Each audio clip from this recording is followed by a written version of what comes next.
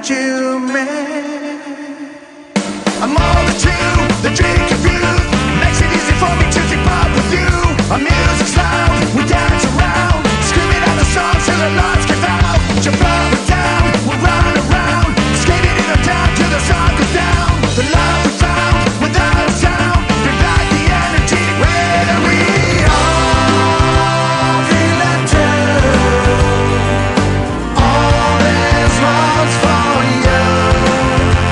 Yes, we all feel this way.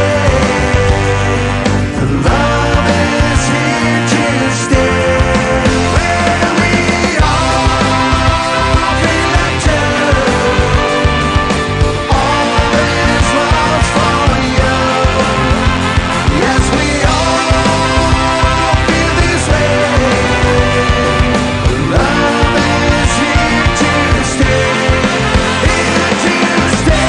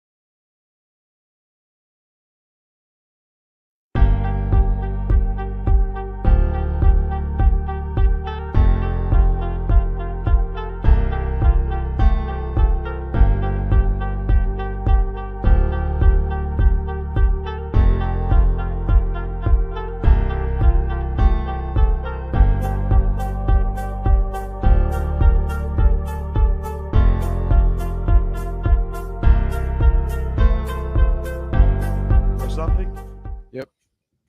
Yo, what's going on, everybody? Thank y'all for coming in, for joining and kicking it with us. This is the Kick It Podcast coming to you from the Kick It Labs, live from Oceanside. As always, I am Victor. I am here with my homie Louis Lope. I'm here with Osai Lens and a very, very special guest of the evening, Kareem from Eating Oceanside, man. Bro, thank you so much for joining. Yeah, it's up. Good to be here. Good to be here for real.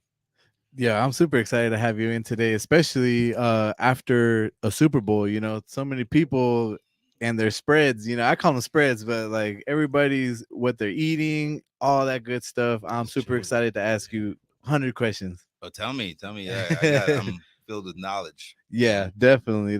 But how's your day going so far? Yo, it was rough, low key. Like people don't know that I'm actually an educator for a facility with kids with special needs. Wow. So like my days are not a regular 9 to 5. This is Johnny and Sammy and Timmy running around trying to chase behind them. Don't hit a teacher. That kind of yeah. It's a lot of extra. There's a lot of love in it. I've been doing Yeah. it for about 8-9 years now, and you don't go into education and teaching for money. For those of you who don't know, you don't do that for money. You do it because you love it. You got a heart for the kids, and it's a long way coming. I love doing it, but it just drains me. So then after that, having to go out and food vlog and content create. Oh God, so my day. It's a whole different beast, man. Yo, yeah, hours and hours of extra stuff at the end of the day. Yeah, the only thing good about it is that when I clock out, my job done. Like I don't call me about no kids. Yeah, my job is over there. Yeah, no, but much respect to you, Kareem, and I'm also looking forward to the episode, man. Me and Les have been talking about having you on for a couple of months now. I mean, we've seen you out in the city, man, just going to all these different places. Inspiring people to try new things and get out of their comfort zone. Like, just like Lens did, I can't wait to see what kind of new spots we could go out and try.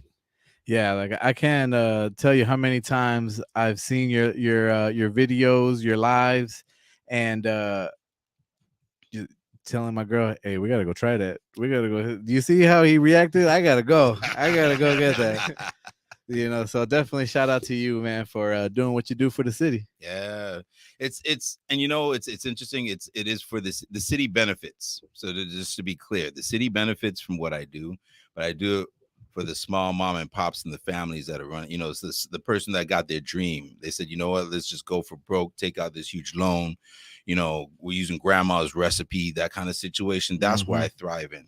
Yeah. So I mean, those who are really, that's where my heart goes into. And if the city benefits from it, that's great, But I really speak to like the people in the community first, and I want everybody to experience this person's dream of, communicating their life through their food and their passion through their food. Right. And like let's start from the beginning. You've been in this city for a long, long time, or? That's so funny. Good question. Yeah. So, interestingly enough, I think I'm only like 8 to 9 years young. I'm a baby when it comes to Oside. But I was just mentioning, I had the epiphany when I was coming down here on my live. I realized that I came into Oside right at a nice transitional time.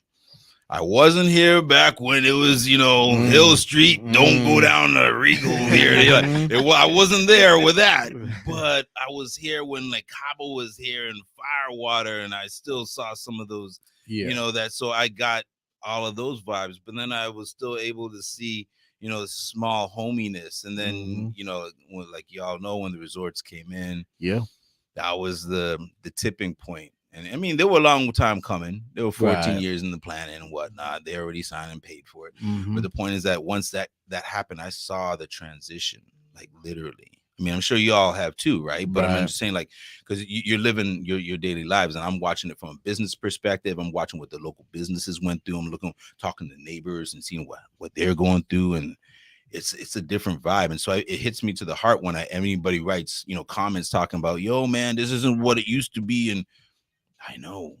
I've been there. I'm not OG, right? Like Purple Church. Hey, shout out. Like I'm not that OG, but I'm right there. I'm like right on the cusp of it. There you go. I'm glad that I did, because if I came in, I'll be honest with you, if I came in after that point, after the resorts were built, I wouldn't have loved this here. I wouldn't have been here. I wouldn't have had love for it. Definitely.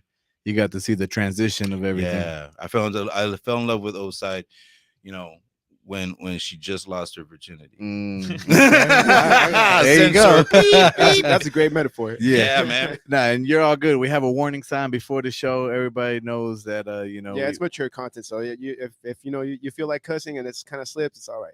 That's bullshit. It's no good. I'm a character, by the way. Yeah. There you go. Yeah. So that brings me to my next question. Have you always been in love with food, or was that something that you grew up with loving, or did you came here and it's like it's a culinary masterpiece out here? I gotta get in this. You want the short answer, the long answer? Hey, we got time. Yeah, we got time. All right, peep this. So a lot of people think that I know a lot about food, and I'm learning about it now. But the truth is, when I grew up, I came from real humble beginnings, right? My mother was an art teacher, 35 years. And if you all don't know about the educational system, especially, art teachers and whatnot, they don't give you what you need to run your class. So all that is to say is I came from a very limited menu. I'm talking about cereal every morning, same 2 brands. They didn't have major labels back then. Oatmeal, some really humble beginning when it comes to food. So I'm a creature of habit, of routine. And so all that to say is I have a very dry palate. Like I didn't grow up with, caviar and all this other shit. So all that to say is like living in the origin story. I'm from the Virgin Islands. Oh, there you go. That was gonna be my next question right there. VI for life, right? This is how we Hey, do this. that's So right. the Virgin Islands is a U.S. territory. I come from the island of St. Croix. So to give that out. With that being said, so didn't come from a lot. And when I got into my own and I matured and I got a job and I can afford it, then that's when I wanted to explore food. So I don't really have a palette of a lot of things. So when I came up here, it's like smorgasbords. Like, oh shit, yo, bro, down there we have like 2 McDonald's, 1 KFC, 1 Pizza Hut. Oh man, yeah. So we don't have a lot of, but the local food is the bomb, right? But I mean, y'all don't know about no fried fish, aki, and dumpling and whatnot. So coming up here is a totally different thing. So I was just like, yo, I want to taste it on. I had the resources to do it at the time. And that's what I did. And I started food vlogging and documenting that. So that's to answer your question, 9 to 10 years, maybe of food vlogging, like just through photos, but not really projecting it out. Put it on Facebook once in a while. Yeah. So, Wow. yeah. What is one of the things that surprised you for moving out here? Deep question. I'm gonna give you a short answer. Culture shock. So coming from a small island, right? We believed in old school methods of it takes a neighborhood to raise your child, right? And I know that there's some aspects over here like that in the small community. I'm sure, like when you running around the block and you try to steal something from the corner store, someone got a call at home. How'd you find out I skipped school and stole candy? Right. And you got your ass up. Yeah. So that kind of vibe happened down there on a regular. And so coming up here, there's a total shift now where I work in the schools and I see kids running parents, wailing on parents. I want my McDonald's in the morning or else. I'm like, or else what? Like where I come from, right? But over here's a different energy. Yeah. And so it's watching the cultural shift. And then of course at the same time, I mean, I think right now, gauging by first glance, we can all say minorities are a minority here. Where I come from, minorities are a majority. So there's no racism in the islands. Not per se. You can be racist, right? But you ain't gonna walk around the street saying, "Man, these." Yeah, you end up missing. You end up missing. It is just as hood down there as it is up here. I bet. The only difference is the police ain't gonna go looking for you. Like, yeah, I heard what they said about Terrell. You know what I'm saying? Like, so, but over here, they're going to look into it and investigate it because we're a minority. Yeah. But down there, it's a different vibe. So having to deal with that. Now, I'm not racist, and I love all ethnicities and racial backgrounds. I believe we all should be Bob Marley and living all together in peace and harmony. We 100%. Have too much in common, right, to be hating on each other. I agree, man. I feel like we put too much emphasis on how different we are, that we don't really pay attention to how similar we are. You know how you were mentioning about your upbringing, like mine was pretty similar to that. See, you know what I'm saying? See? And like you said, I think it's like a minority type of thing, maybe. Yeah. And it's crazy to see all that, man. Yeah, 3,000 miles away, and we're all unified in some other, and that's why I like food, because food is a great vehicle for that conversation. Right. On a best case scenario, next time I come back here, we're gonna bring a sponsor. Wink, wink. Someone want to sponsor up this food, we're gonna come and dish it out, and we're gonna review it. That's right. Yeah, but then we have a conversation over food. Yeah, and that's a great vehicle. Anthony Bourdain taught me that. I love he's one Anthony of my mentors. Rest in peace. R.I.P. Yeah, that's one of my favorite people to watch. On the food channel and all the other channels that he was on. His documentary style shows, fantastic. And that's the beauty of food, dude. Because like you don't know who's out in the back cooking it for the most part. Right. So when you get the dish, it's kind of speaks for itself. Yep. Yeah, definitely. Like he would go to the Middle East, you know, and they would just have fantastic conversations over food that, you know, I'm looking at it like I wouldn't try that, but Yeah. I'm gonna watch you try that, you know. Yo, it's interesting though. Like, spot check this thought, right? Like how diverse food has come, right? From this down south, when it's like, yo, we can't afford any of this cow or whatever, but we can go grab this, crab off the ground, or the shrimp, off the bottom of the ocean, which is a scavenger. Yeah. Catfish, which is a scavenger, ain't nothing, ain't worth nothing. It eats crap. Yep. And we sit here and we just going, and then America don't flip that bad boy and it's like, here's $50 for a lobster. Yeah. People paying for it. Yeah. But isn't it interesting that what used to be someone's trash is now someone's gold? Like, you know what I mean? Like literally. Exactly. That's why the whole interest is food is very interesting as a topic, just as a whole, just to tell a story about a people. Yeah, it tells you, dude, exactly. I feel the same way when I'm cooking and stuff, I'm like, oh, well, this is like a Mexican-based dish. This is what, like, where is this dish originally from? That area. Okay, so this is what was around that area. This is the food they have around that area. Mm-hmm. And it goes like how you were saying, it gives you the story of where it's from. Yeah, and that's Louis. He's our chef there. You know, we gotta taste them. Yeah, I know, definitely. That's for sure. But you know, with the Super Bowl that just happened, did you go to a Super Bowl party, or what were you doing yesterday? So, full disclaimer, I'm not into sports so much. Okay. Not for any particular reason other than, growing up, it just wasn't a big thing. Down the islands, being patriotic about what? Because we don't have a state, right? Everybody's like, yo, go some, San Diego, whatever it is. Like, we don't have that down there. But go Virgin Islands. We're not even included in the majors. So I mean, like, other than betting purposes, most people don't really stress it or study it. I think that much. So for me, I don't really study sports other than old school wrestling. I used to grow up. Okay. MMA is my I love to watch that. I love to watch that kind of competition. Boxing. Old school boxing, maybe I could be, please let me know if there's new stuff nowadays to watch. But Mike and some of the old classics of those boxers, that was the day. Nowadays is like whatever. So all that to say is I did not watch any football, but I did go to support another low key. Oh, this might be another plug. But another plug to Michael Andreas, who runs Low Budget Meals. He's our Oceanside's local griddle master, representing across the nation, to be honest. So he's been going to like Arizona, Texas, and whatnot, and doing competitions over there and repping and actually has won some stuff too, and has got full sponsorship from like Blackstone and whatnot, another big names. And he's here in So anyway, he got a thing to go work at do joints at Peerview Pub. And he was cooking up meats down there, so I just went down there to support him and just showcase. So I got a little bit of the game, and but I just went down there to really eat. I'm just more of a food dude. How was the ambience? Was there a lot of people out?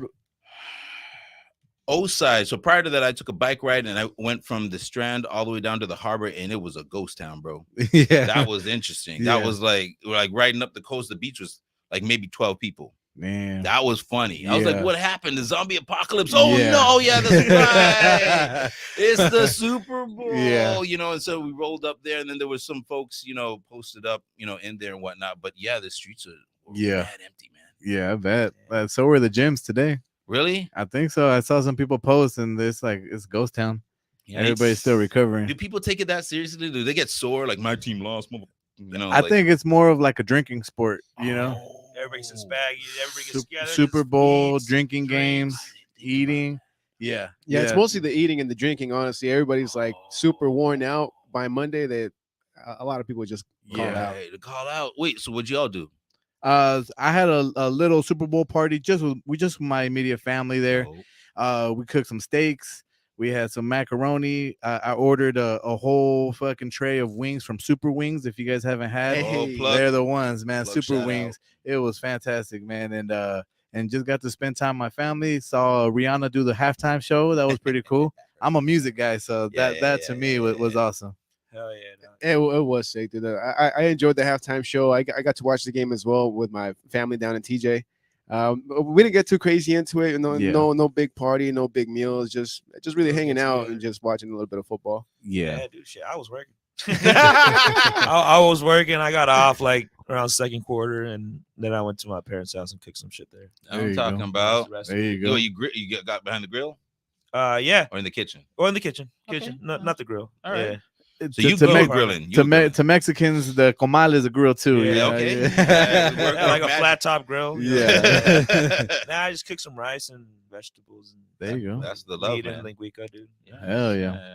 That's right. Easy. That's right. But to me, it's just important to just be together with people that you love. Right. You know, that's the best part of it for sure. But a lot of people like to drink though too.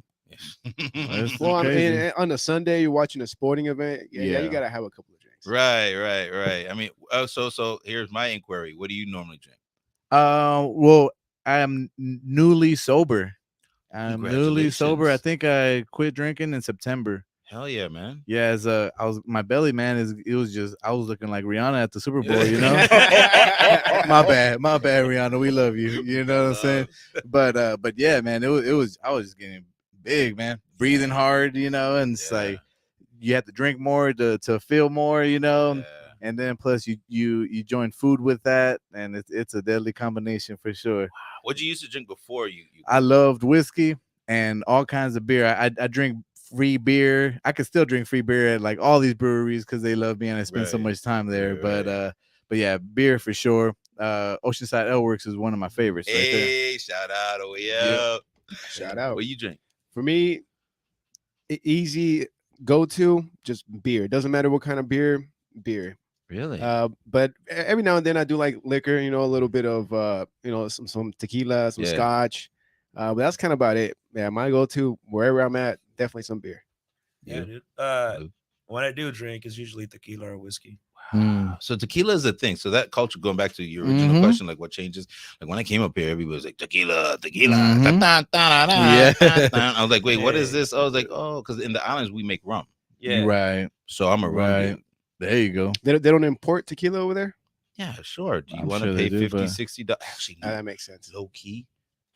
Since nobody even watching this, if you ever sitting there and watching what they bring to the islands, because it's like it's not a state, but it's just on the outside cusp, you can get some Hennessy White. Oh yeah, like that. I've had that. Yeah, we've heard about that actually. Yeah, because they can't. So supposedly they can't bring it to the States. They won't import it to the States, and if they do, I'm hearing at bars it's like 300, 400, 500, 600 a bottle. Yeah, down there you can find it for 50, 60. Yeah. So you know what some cats do?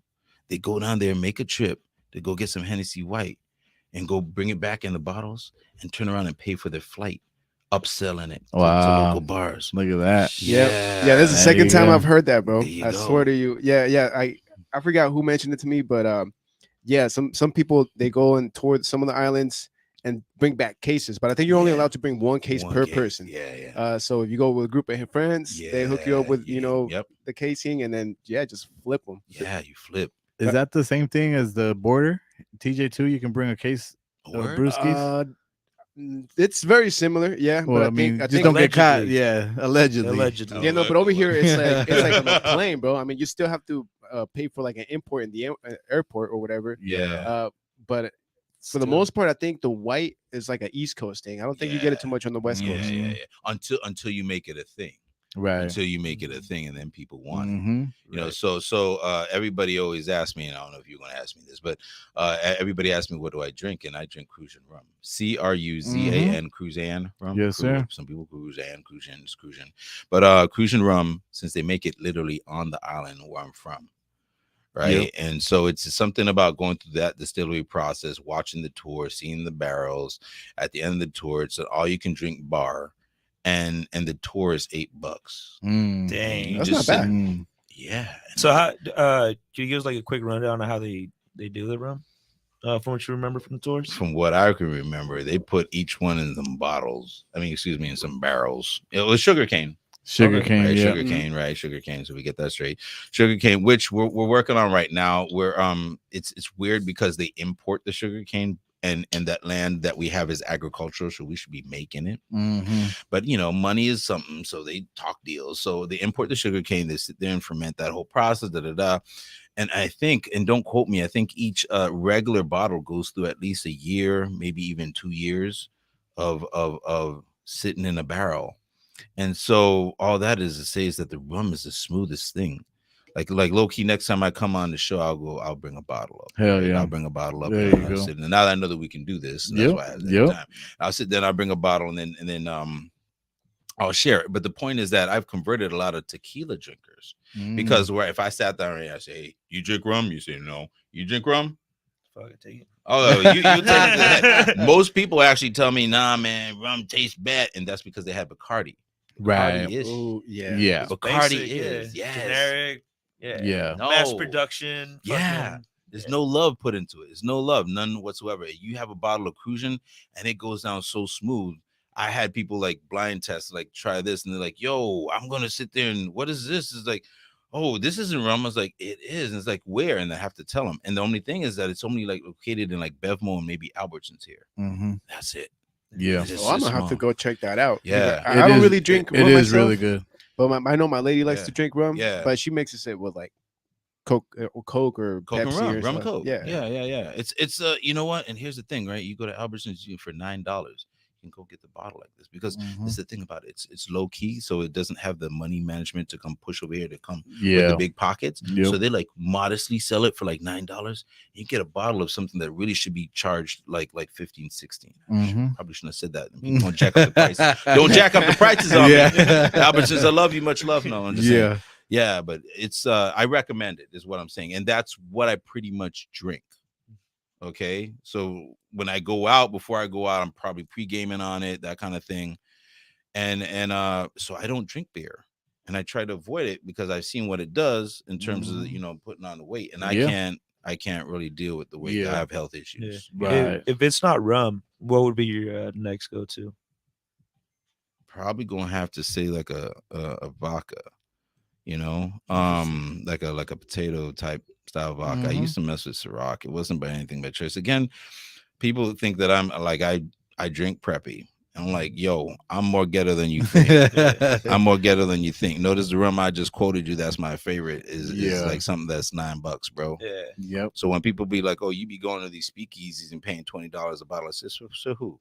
Yeah. I said I go there and do that for the camera once, but I probably never show up there again. Yeah. You're speaking easy right now. Yo, bro. That's why, like, I can't. It hurt my feelings when you sitting there charging $20 for drink, and I know that's two bottles of my favorite rum. Yeah.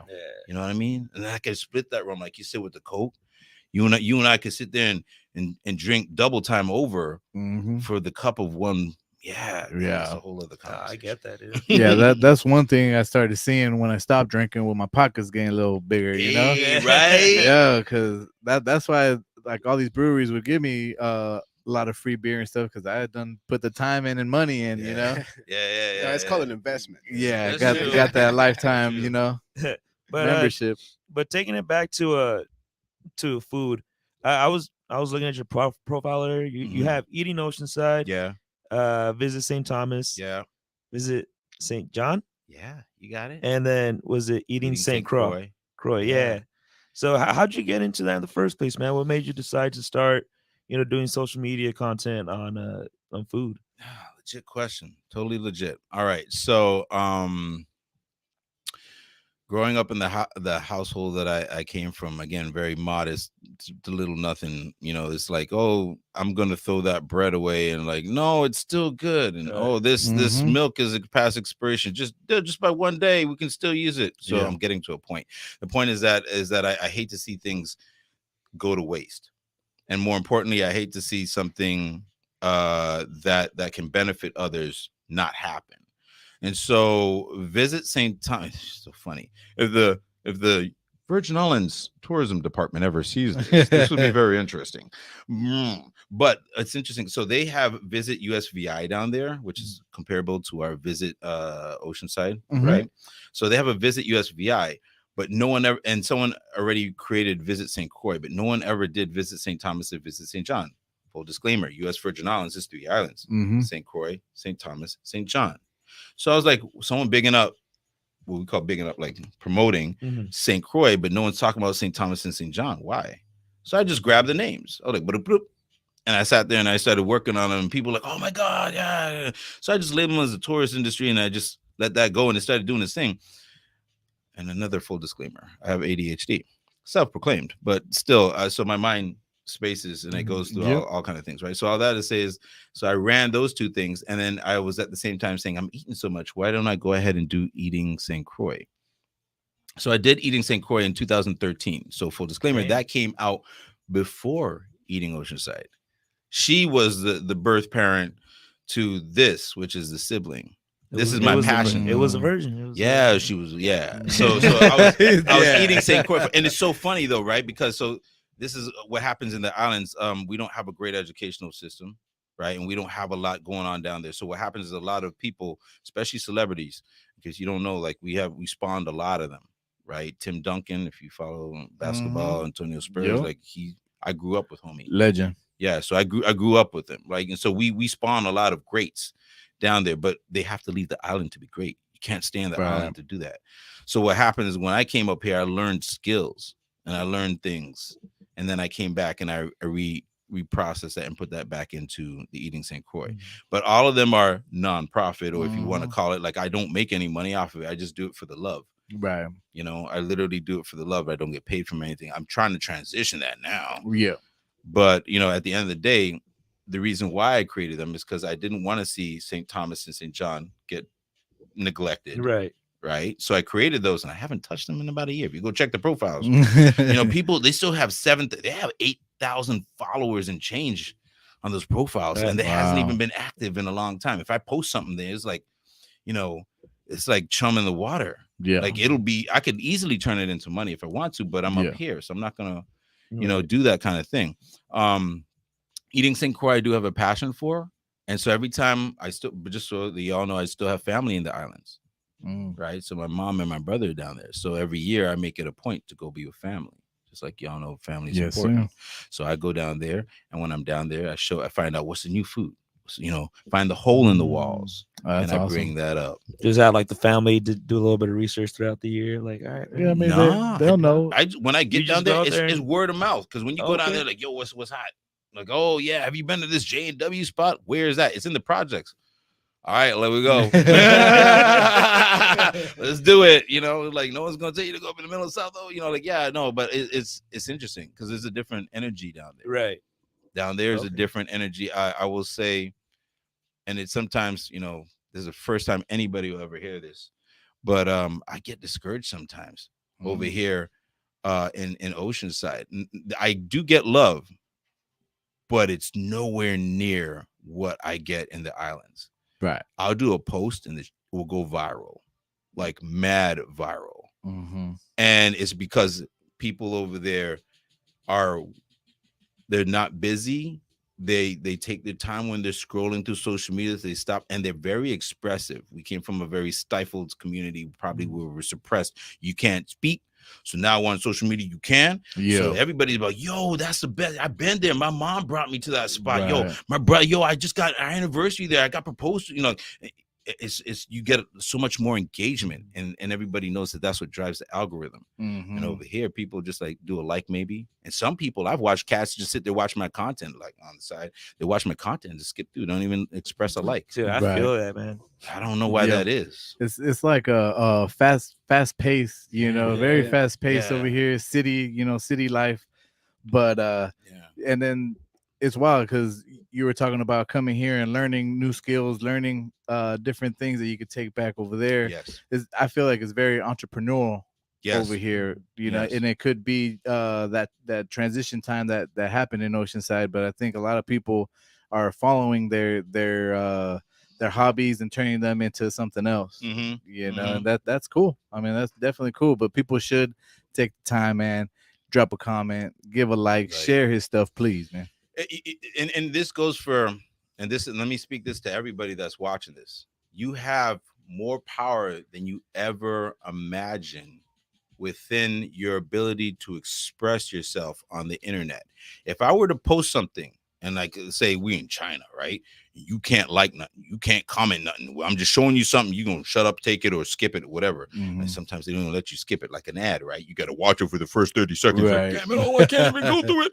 Right? So imagine that, right? But over here, we have the freedom in this country to actually express that we like something you can then comment something, and you should. It doesn't have to be heart, flame, and it doesn't have to be, 2 minutes worth of a comment. But it doesn't hurt to say like, yo, bro, that's where I graduated. Like, oh, you know what? I had the pork chops there, yo, homie, check them out. You know what I mean? Like just that. And the algorithm feeds off of that. It says, oh, you're expressing yourself. Okay, well then let me show that content to other people. Now, we as creators, we have to impose that question. We have to make it interesting for you, right? I get that. But sometimes if I sit there and I just show a post right now, a drone footage of the pier, people will be like, yo, that's so beautiful. It's inspiring. And so I'm happy for everybody that does express themselves and comments them, on this post or whatever platform you've seen this on. Comment and say something, what you feel about this. You like what we're doing over here? Do you want to see more? Those are the questions. And you know what? If you don't like it, say it too. Because that's your freedom of expression. Forefathers fought for this. Because you want to be in China where you can only say things that are good, or Korea where you can't even have the haircut or the no. If you have the ability to like or dislike, you know what? Either you know what they're saying. I know you've heard this in the showbiz.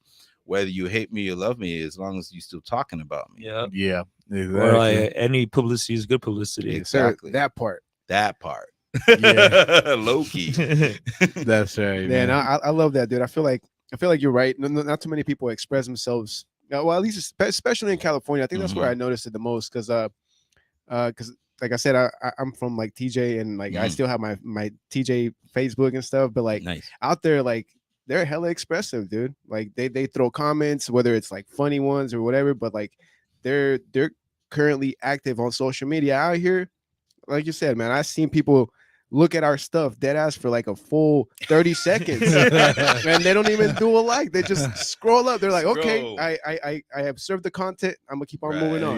Right. Yeah, exactly. And just to throw this tidbit out for those of you who don't know social. So really, I'm a content creator.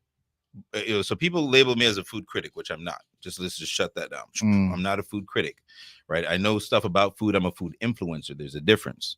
Right. Food critic to me is a person that come over here. I can taste 2 parts of thyme and rosemary with a hint of I don't know all that, bro. Because you remember going back to I came from humble beginnings. All I know is like some oatmeal and some porridge type stuff. So I'm not like that knowledgeable about it. But at the same time, I know what tastes good. To me, what tastes good and what tastes bad. But when it comes to social media, that's where I excel. So I know exactly what I'm doing on social media. I've been studying it for about 3-4 years, ever since the pandemic, actually. So I know exactly what makes the algorithm tick. Sometimes I go with it. Sometimes I say, screw you. I try to break the mold and it doesn't work. So I go back to what works. Yeah, it's true, man. Like I swear I made a post one of these days and I thought my phone broke or something. I didn't use any hashtags. I didn't follow the rules. I just boom, dropped it. And it got very little I even had to send to my girlfriend, hey, can you see this? Did I post? Did it not go? And she has to go to my page to look at it. But you drop hashtags, you follow their rules of how to get stuff out there. And it's like you got people that you don't even know showing love. What would you say is one of your favorite dishes from the Virgin Islands? Nice. Okay, so this is a controversial topic that is approached, and people have asked me this in the Virgin Islands as well, because we don't necessarily have a national dish, like a traditional, right? So I've asked people in the community, say, listen, what do you consider our national dish? So I like to get really engaged with my audience, and I asked them that. You know what? A lot of them said, and this is true. It's popular: chicken leg and Johnny cake. Chicken leg and Johnny cake. A basic fried chicken leg, and Johnny cake is nicknamed Johnny cake, is called journey cake, but basically think of it as a fried pastry, like a fried donut. Okay. I'm trying to think of another cultural similarity over here. So down there we have patés, you all have empanadas. So we, like I said, like we share a lot more. Even no matter the distance, we share a lot more in common than you ever can imagine. Some people tomato, literally. But so chicken leg and Johnny cake is what everybody said this should be the national dish. And my favorite dish would have to be, and it's because it brings about This is a whole other tangent, but I won't go down to the rabbit hole.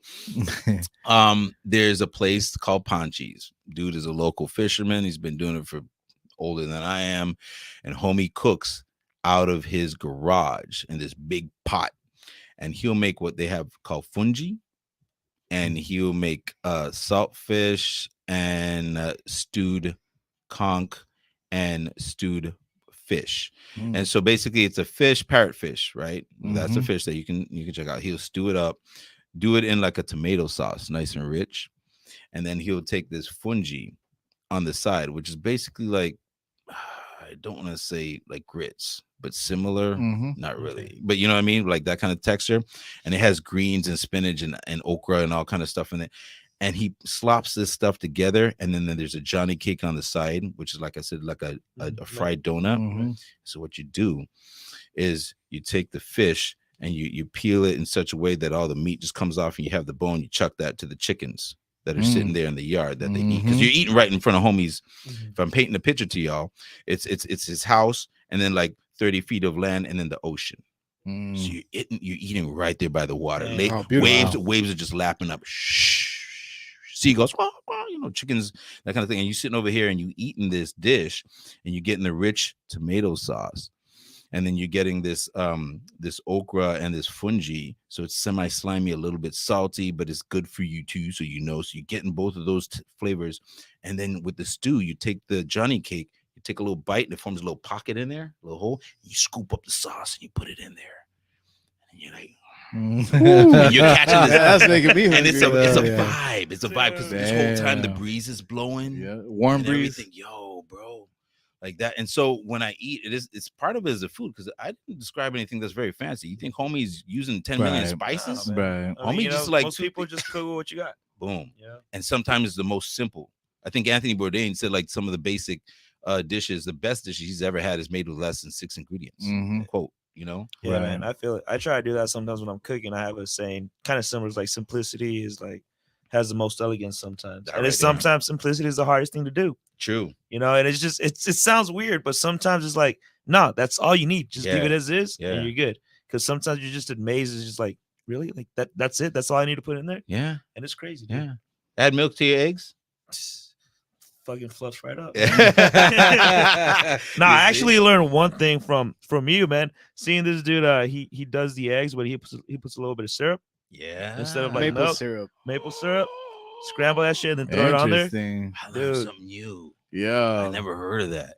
Me neither, bro. I'm down to try it though. Hey, when you try it, bring us a little sample. Yeah, let me taste something. Let me taste something. My girl could cook. All right, man. That's so all right. So now I asked you about the Virgin Islands. Now, what is one of the favorite dishes from outside or like from here that you've had? Let's say outside of the Virgin Islands. Yeah. That's interesting. I've spent altogether maybe what has it been? So 2013. What's 2013 to now? What is about 10 years ago? 10 years. So I've spent 10 years in the States here, well, at least in California. And so as just stated, I actually equate food to an experience or a vibe. Right. So when I described that meal to you down in the Virgin Islands, it wasn't about the food, it was about the vibe. Right. It's about everything that I got there. And so similar to that, I would have to choose something over here that gave me a very similar vibe. Y'all ready for this? Yeah. I'm ready. Everybody asked me, hey, Kareem of Eating Oceanside, what's your favorite dish? What's your favorite food over here? What's your favorite place to go to? And I said they shut it down. And people say, what are you talking about? Ruby's. Ruby's Diner. Oh, damn. People are like, what do you mean Ruby's? Right on the pier. What I say, okay, let's take this back. Let me give you my explanation. Then it's always interesting they agree, because Ruby's is a place where you didn't have to spend like $40 for something. You can maybe spend 20 and you're gonna get yourself a cheeseburger, you're gonna get yourself some salty fries, and you're gonna get yourself a milkshake. Right. And then at the end of the day, you watching this 60s era vibe. So that means the establishment, you can bring seniors and down there. So now I'm watching families bring, grandma and grandpops over here. And so I'm watching families together happy. And I'm seeing the kids running around getting their balloons made by homie on there sitting there making the balloons, right? You know what I'm talking about? So I'm watching a vibe. I'm watching all the love. And then on top of that, I can see dolphins jumping off of the water. Like it was this whole thing. And I didn't have to break my pocket for it, but it gave me peace because I saw people happy. And that's what I love, so it wasn't about the food, same situation. Right. It was about the vibe and the energy that you got from it. And that's actually, to answer the question, if anybody was ever to ask again, it's always that. It'd be like a regular cheeseburger, milkshake and fries from Ruby's. Yeah, that's fire. I dig that, dude. I think I just learned something today, bro. Like, because sometimes you go into a restaurant like already with like an expectation of what the food is going to taste like. Right. But if you just go there, blank mind and try to soak in the vibes and the energy, I think you'll enjoy your meal a lot better. Yeah. Right. Thank you. Right. Yeah, you're right. That is something that I'd have to kind of train myself to do, because as a person that likes to cook and does cooking for a living, you go somewhere and you're like, you see the plate and you're like, oh, well, it's not plated the nice way or whatever. and then that just fucks with you, or you taste the food and you're like, well, could add a little more salt or whatever. So I kind of start to all right, well, what's the vibe like? Instead of being super focused on the food, how you say you go in there with an expectation, be like, all right, let's go check it out, see how it feels going in. And definitely. Then you're like, damn, $20 for a drink. I could have split a room with this guy, man. Yeah. That's crazy. So have you ever gotten a chance to go south of the border over to TJ and try some food stands? Yeah, my very first time over here. Chinese food, Hong Kong. That's interesting. So the best Chinese food. About 15 years ago, 16 years ago is when I first came to California. Just to visit.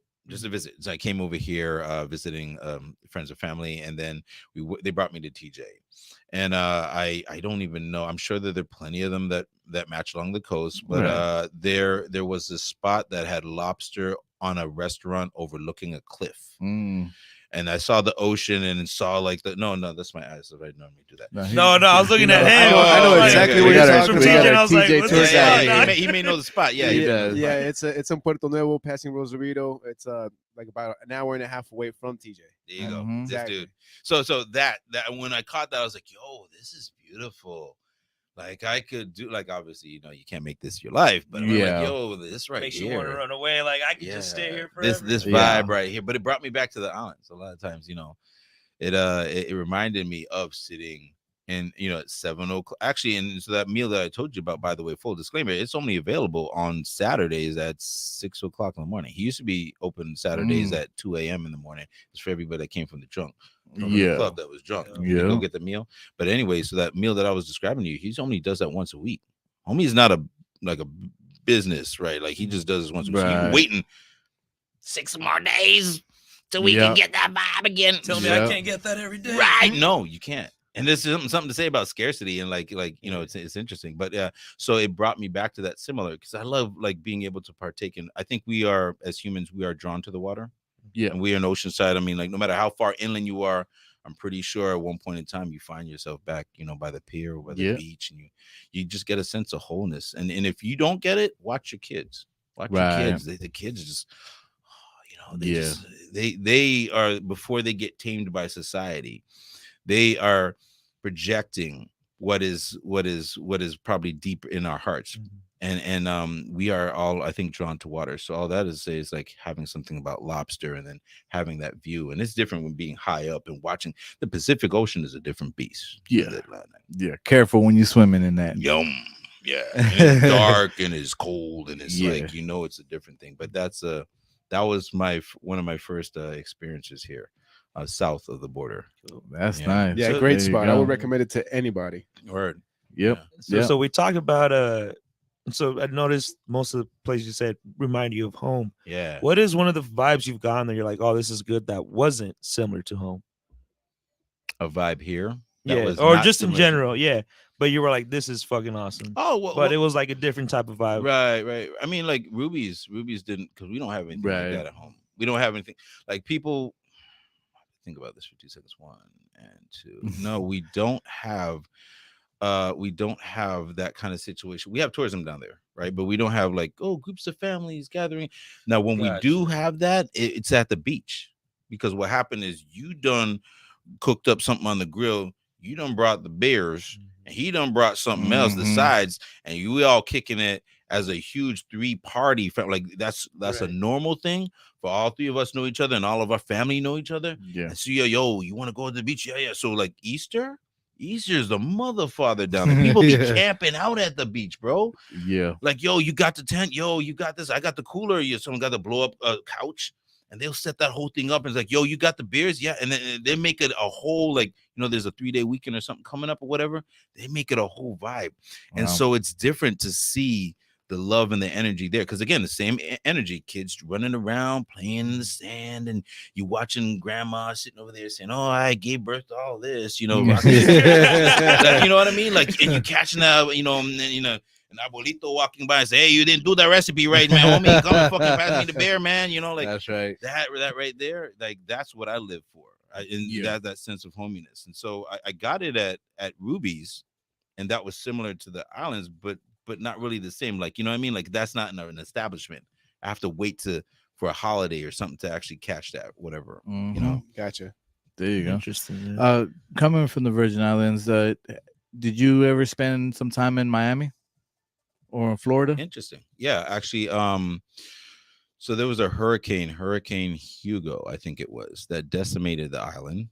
This was maybe back in 83, 84 or something. Man, the hurricanes in that area. Yeah, hurricanes down. The people are like, I just can't wait to live in the fucking island. And they go down there and hurricane force winds of 150 and 150. What up? You know who I am? And the people are like, okay, you can sell my house. I'm going to. Yeah, take it, right? Exactly. It's yo, it's a different beast down there. But, islanders are built strong, tough. Mm-hmm. You know what I mean? Like, we go over there. We had roofs there. I saw my roof go like this, lift up. I'm inside and I'm watching the roof talk to me. Hey, what's up, old man? Look outside. Yeah, it's just crazy, dog. Yo. My mother shoving me in the closet, taking the bed mattress and throwing it on top of me, saying, stay safe while the whole place is flooding. Wow. Yo, I lived through that, bro. And all of that to say is that it's a different vibe down there. And if you can manage and wing it through that, there's a lot of gems. There's a lot of gems, but if not. And that brings you back to Miami? Well, because I had to leave. Yeah. Hurricane came and decimated this school. Oh, you know what? How interesting. Holy mackerel. Epiphany moment. There you go. So the hurricane came and destroyed the pool that Timothy Duncan used to swim at. So his parents are training him to be, as I understand it, and anybody correct me if I'm wrong, parents are training him to be swimmers like his sister. He's long and he's tall, like his sister. She came out, I think, a semi-Olympic swimmer or something. So they were training him to be a swimmer too, right? The pool got destroyed after the hurricane. So he went and started doing basketball. Tim Duncan. Yeah. Right. And then so for me, my mom sent me up to the States and then sent me to go stay in Florida with my dad. So that got me a little acquainted with life in Tampa and then Panama City. And so I got a little hint about, I stayed up there for like 1.5, maybe 2 years. So I got an idea about what the stateside is like. And that was actually like my first deep taste. Because other than that, I've been raised in the Virgin Islands. Right. I was born in New York. For everybody that's asked, I'm a U.S. citizen. Wow. I was born in New York, and not even a year after I was up there, my parents realized, hey, we got family in the islands. Let's just go down there. And so they moved us down to the islands, and I stayed there for like 35 years after. Wow. So with that intermission of Miami. So, but I say about the food scene and the Cubanos and everything like that, I don't really. Yeah, I wasn't food trotting back then. I went to Miami a couple of times, and the food is great, right? But I wasn't really into it. I wasn't into it that much. I'm Mexican, man. Give me some pinto beans. Where are the pinto beans at, bro? refried. Yeah, but that's the thing about Florida. This is it's like more Cuban, maybe Puerto Rican influence. The flavor is gonna be different, not the same spices. Right. I mean, similar, but Yeah. it's Really good though. Really good. It just wasn't my, what you're used to. Yeah. I saw black beans and I was, what is this? Why aren't the beans brown? Did you notice the difference between like Mexican and Puerto Rican? Do you? Yeah, definitely. It's definitely pronounced like it's completely different foods for sure. You know, I think a lot of Mexican food comes more wet. Yeah, more wet. That's interesting. And the other stuff is like they'll use mayonnaise in the salads, but it's minimal. Very minimal. Yeah. And then like they got a lot more rice based stuff, but with like black beans, that's like your mixture. That's what brings the moisture into the stuff. But I don't really like fried bananas too much, anything like that. And that's really big. That's really big over there. Yeah, exactly. Sacrilege. Exactly. Arroz con condules. Hey. It's like, wait, he knows Spanish? Like, that's right. Yeah. Hey, if you're living in California for more than a few years, you gotta be able to understand a little Spanish, bro. Chimichangas, enchiladas, tacos, nachos, burritos. Hey, wait. Yeah, you gotta know something. Exactly. That's crazy, man. But we got a couple comments up here we've been kind of neglecting for a little bit. All right. So we have the homie Bruce. What's up, man? Hey, hopefully you feel better, man, and we catch you over here on Wednesday. He's saying facts. Then he goes with the second one. He's saying Dr. Dre beat boys, express yourself. The next one is full 30 seconds. And then T laced up saying sending good vibes, fellas. Hey, thank you, man. Shout out T. Yeah, and we also have some over here on Instagram, man. There's way more that I accidentally turned off the phone and like it erased all of the comments. Which, by the way, Instagram, if you're watching, center camera, fix that shit, dog. Yeah, I'm tired of. I'm on a live video rant moment, and I log out for some reason or something. I go back and I can't see the comments. The fuck is that, dog? What's up with that? Instagram. Yeah. Fix that, Instagram. Yeah. Thank you. I think it's Meta. You gotta talk to Meta. Yeah, Meta. Yeah, that's right. Meta fix that. I like when you did that. That's right. And so I'm just gonna read the Instagram comments I have here. Shout out to the homie Joey Rojas. He's also a chef. That's right. He's saying big ups. I'm not trying to. Damn, see, now Instagram's trying to fuck me up after I said all that. He's saying y'all are so beautiful. Too many woke people that will get triggered. He also saying food critics ruin people's careers too. That is very true. He's also saying, Kareem, he said he's seen you do your videos and you get some crazy angles of that.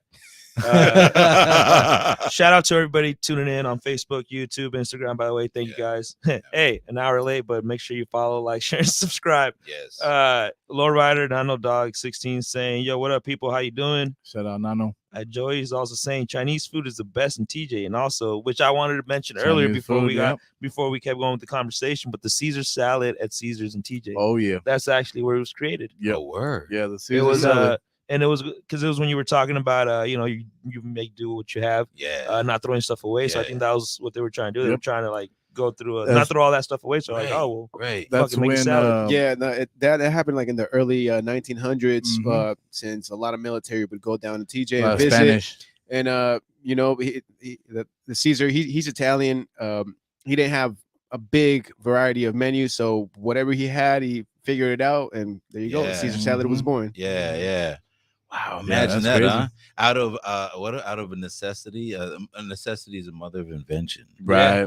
I think if I recall, and please quote me if I'm wrong, the creation of pizza was insane. It was stupid, right? Wasn't it something about the armies of Napoleon out there in the middle of battle, and they had stale pita bread and some old tomatoes. And they're like, this stuff is about to get rotten and old. We just got some cheese. We got to cook that. What if we just sit there and throw the tomatoes on top of this old pita bread and just maybe throw some cheese on top and put it over the campfire? And then they brought it back and perfected it. And then I was like, wait, what? Is that really the origin of Yeah. That's crazy because I do that almost every Sunday morning when I open the fridge and what am I gonna You cook? just grab This has been there for a minute. That's going in there. You know, it's like, man, I don't know where I saw it, but it was me. They're talking about how, man, sometimes you go into your fridge and you see nothing. You're like, there's nothing good to eat. Then you go back to bed, come back 15 minutes later, your standards a lot lower, and you're like, oh, I'm gonna grab some of that, some of that, and some of that. And, yeah. Sometimes the best thing, man. That's how I found out that this is crazy. But bologna with jelly, it's fucking bomb, dude. And I just saw Victor's face, like, the fuck is wrong with you? Yeah, I'm okay with that. Bologna and jelly, dude. Holy fuck. I've seen peanut butter and pork belly and jelly, and I was like, "Are you serious?" Because they called it in the islands a PB&J. I was like, "Wait, whoa, so peanut butter is like no, it's pork belly, pork belly and jelly, and there was a little bit of peanut butter in there." I was like, "What kind of sorcery is this?" Yeah, and it was good. I was like, "What?" I think we should just be open. We should be open to like experiencing something new. And guess what? If it doesn't work for you, well, it gave you the runs the next day. You don't have to do it. You know, you run away from that plate and never go back to it. Right. Charge it to the game. Yeah. Hey, took one for the team. Figured it out. You know? Exactly. Right. I went to Slater's 50-50 one time and had their peanut butter jelly thing. I was like, cool, I never tried it. Let's do it. It was cool. It was cool. See? 50-50 burger. Hey, Kareem, I do have one more question, man, and it's definitely pertaining to the Eating Oceanside. Yeah. So with the Eating Oceanside movement that you got going on, well, what are probably your top 3 or your top 5 places that you've found out yourself? No, he did it. He did it. He went like, God damn. Do I have to call him out? Yeah, right. Do it, right? It's so interesting. So if I'm going to incorporate the same concept of vibes and food, places that I strive very hard. This is weird. Listen to this. I strive very hard not to go to because if I did, I will continuously just go to them all the time because they're safe, reliable, and just like, damn, you're good. And one of them isn't native here. All right, to here, and this is at the Oceanside Sunset Market that happens every Thursday in downtown Oceanside from 5 o'clock to 9 o'clock. Yes, sir. And yeah, right. Shout out to Main Street. Hey, shout out. Sponsor us. What's going on? I got the DJ for them. Shout out to them. Hey, let's kick it on Main Street. Main Street. So, what the Teef's Pacific Island Grill. Teef's Pacific Island Grill. Homie is like, again, dad's running it, mom's sitting there behind the counter, got daughter running the show in the front, dad behind cooking it. Those are the best situations. I'm sorry, I'm just always gonna you just feel that love that goes into that food, man. And it's a vegan ginger chicken. It's not chicken because it's vegan. Vegan ginger chicken dish.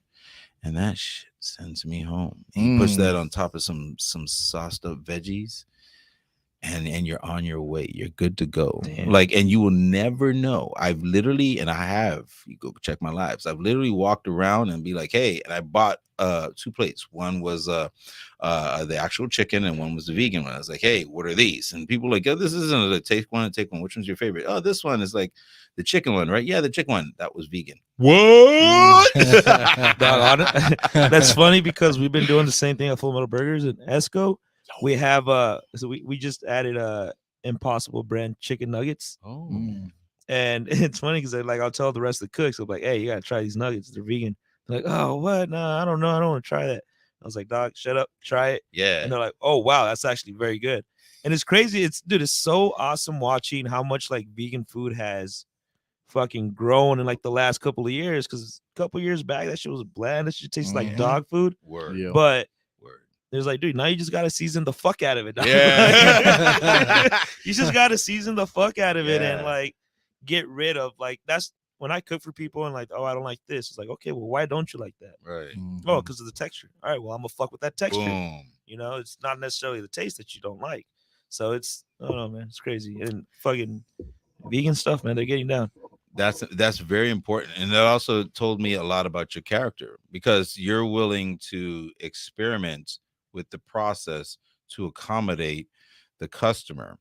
And that's important. That tells so much. Like if you running a business yourself and you running like you cooking something, like I'm gonna automatically refer someone to you, because at the end of the day, when you're a person that listens to the people, because first you had to ask, like, well, I don't like it. Well, why don't you like it? Oh, I don't like it because of texture. I don't fix that. That tells me that comes from the heart. Like I can. That's dope. First of all, I'm sure creatively that's a challenge. I'm sure you like that shit is hard, dude, because you're not. And it's exactly what you said. You're not fucking with the food itself as much as like the process. Of how you're using it. Yeah. You know? Yeah. So it does get challenging, but that shit is fun, dude. Yeah. I'm not gonna lie. Right. The same thing like tofu, right? Like so tofu will absorb flavors. People are like, I don't like tofu. It has no flavor. You are right. It has no flavor. But that's what fucking makes it dope. It has no flavor. You give it the flavors. Give it the flavor. Yeah. You could grill that shit, throw it in a soup. Yeah. Well, I think tofu is like the original like vegan food, right? Yeah. Now they got them like mushrooms, the king oyster mushrooms and stuff like that. And usually, like a lot of places for a while we're doing like portobello mushroom. Yeah. Just like a big ass like mushroom like that. You can substitute for like a beef patty. Yeah. Because it has the texture. It has a texture now. So they learn. It's just like you said, you know, vegan food has come a long way. And I've had some folks ask me this one, is like, if you could ever, you know, like what is your preferred, you know, choice of dieting? And I'm like, if I could remain vegan, I would. And I can only do that now because there's so many options to please the palate, right? I would never be vegan because then I'd only be speaking to a vegan community, and that's doing disservice to like the local taco shop around the corner, whatever, who I need to speak for. I'm repping them. So I choose my diet to be open.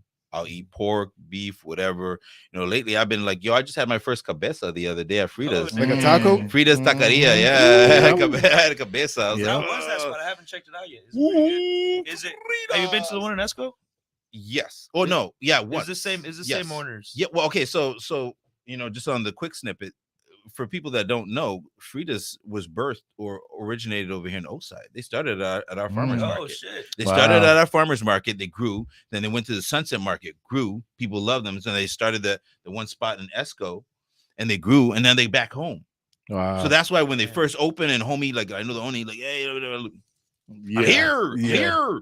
Like I'm like, when people are like, why are you so enthusiastic? It's like, because they're back home. Yeah. Oh, but they come from Esco. No. There's a difference. Right. There's a difference. That's a whole other tangent I won't get into. But I don't like franchises coming from outside and moving into O.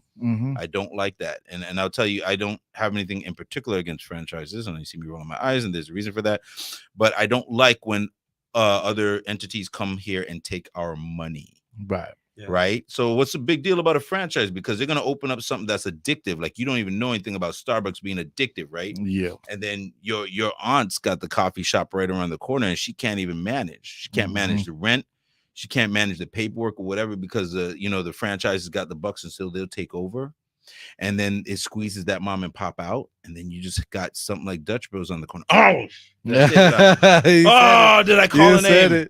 Oh, and like, you know, and I just think about the first word is Dutch. I mean, Dutch. Yeah, but it comes from, if a franchise, and so this is why I don't say I'm not against franchises. If a franchise starts from here and it births from Oside and it comes out and it's taking money from like Carlsbad and Vista and San Marcos and Esco, I'm like, yeah, go ahead, do it, bro, because you bringing money back to O. I know where you spending that money. Like I know you, I know the owner. You go and buy stuff around the corner. You support local anyway, so I'm down for you. Right. But there's a difference when you birth from outside and you come over here, you know, where you spending that money? Where's that money in that franchise? Where's it go to? And you know, and it goes somewhere else, then you take it from us. Yeah. And I'm down for O. Yeah. Places are already franchised. Like they already have all their connects and stuff. So the stuff you're getting is probably cheaper than what your local person is getting. Right. And honestly, it's crazy. Like working with through Full Metal Burgers, I found out that a lot of like big, like McDonald's or Jack in the Box or whatever, when they sign the lease to a spot, they have in their contract that there can't be any other burger spots in that plaza. Oh, really? Yeah. Wow. No matter if it's local or franchise or doesn't matter. See? Like, for example, I mean, there could be a spot that sells burgers, but they can't be like a burger spot. So that's which is crazy because you know that. That's smart. That's crazy. I didn't know that. It's fucked up, but it's from a business point of view, dog. It's smart, man. Yep. You know? Yeah, they're maximizing. Capitalism 101, dude. It is. It's crazy. Yeah. I think that's one of my favorite. Don't worry, I didn't forget. creator of Caesar salad dressing at the. Oh, I'm trying to watch some of my. I got some very interesting comments. But anyway, going back to the second dish that I would consider like a favorite, it was, it's sad to say again, the Ruby's situation. Something that I try to fight not going back to get all the time would actually be, this is weird. This is so weird to actually acknowledge this. Fat Joe's wings. Marcus, if you're watching me, wings, bro. So Fat Joe's located over there on South Coast Highway. They have some wings. Went there twice for them. Fell in love, and I vowed not to go back there too often. Wow. Because it'll fuck up wings for you. Right. Because it'd just be like, all I want is them wings. Yeah. Now maybe there's maybe there's something like crack or something in there. I don't know. I'm joking. MSG. Like I don't know. It's not as bad as you guys think it is. By the way, it's like it'll fuck you up if you overdo it, like salt. Yeah, it'll fuck you up. Yeah. But life in moderation. It just gets a bad rap. Yeah. It isn't. You know why? Because if MSG was killing people, you're like, oh, them Chinese, just nothing but MSG. Them Chinese living 109, 102. What are we doing wrong, bro? Yeah. Like we ain't doing it right. Then we got the wrong MSG. Yeah. But yeah, I like Fat Joe's wings. They're stupid, crazy, tasty. I gotta try those out. Yeah, have you ever had them? Like they're the size of your phone, bro. I feel like this. I'm like, holy shit! And then they got that thick sauce and it's dripping out and whatnot. And interestingly enough, one of my newest loves is I think they want to coin it the Marca Diablo Quesadilla from Gabby's Tacos. There you go. Gabby's hey, Tacos. Shout out, man. The homie Edgar works there, dog. That's his family. They get down, dude. Yeah, they're really fucking good. Yeah, I had their torta. One of their tortas, I forgot which one. Milanesa. Torta de milanesa. Dude, yeah. And all right, so check it out. Yeah, so my brother stopped by there and got some food, so I ate it later on that night. It was cold, but dude, that shit was still so fucking good. And that is like one of the things that I do. Like if I eat something cold and it's bomb, it's like it's fucking good, dog. Now imagine when it's warm. Right? Yeah. Imagine when it's warm. Yeah. And dude, their tacos and their tortas, dude, they get fucking down. They're down. They get down. So shout out to Gabby's Tacos, man. Y'all get down. That Marca Diablo is their first of all their al pastor is coined as meat candy. Oh, meat candy. So meat candy. So I was like, wait, what are you talking? I was like, meat candy. Oh my. So they take the al pastor and they mix it with their famous grilled shrimp, and then they put it in that cheesy quesadilla, and that's what makes it so good. Wow. And I can't recommend that enough. And shout out to my girl Carissa. Yeah, she found that. She was like, yeah, what about that? Yeah, so they that right there, those are gems. Right? Because Gabby's is sitting there on the side of the road. Y'all, I swear, I bet on my life, y'all drive past it every day. And you never turn. Boulevard. I think it's like by and Camelot, Oceanside and Camelot. Yeah. And y'all drive past it every single day. And you're just like, I wonder if it's, It is. I get it. It is fucking good. Yeah. I want to go back there now. I find myself doing that all the time. Like driving by, it's like, I wonder if that's good. I don't know. Next spot. Boom. Until you hear somebody say, hey, that place is fire, or whatever. You see a video or something, it's like, okay.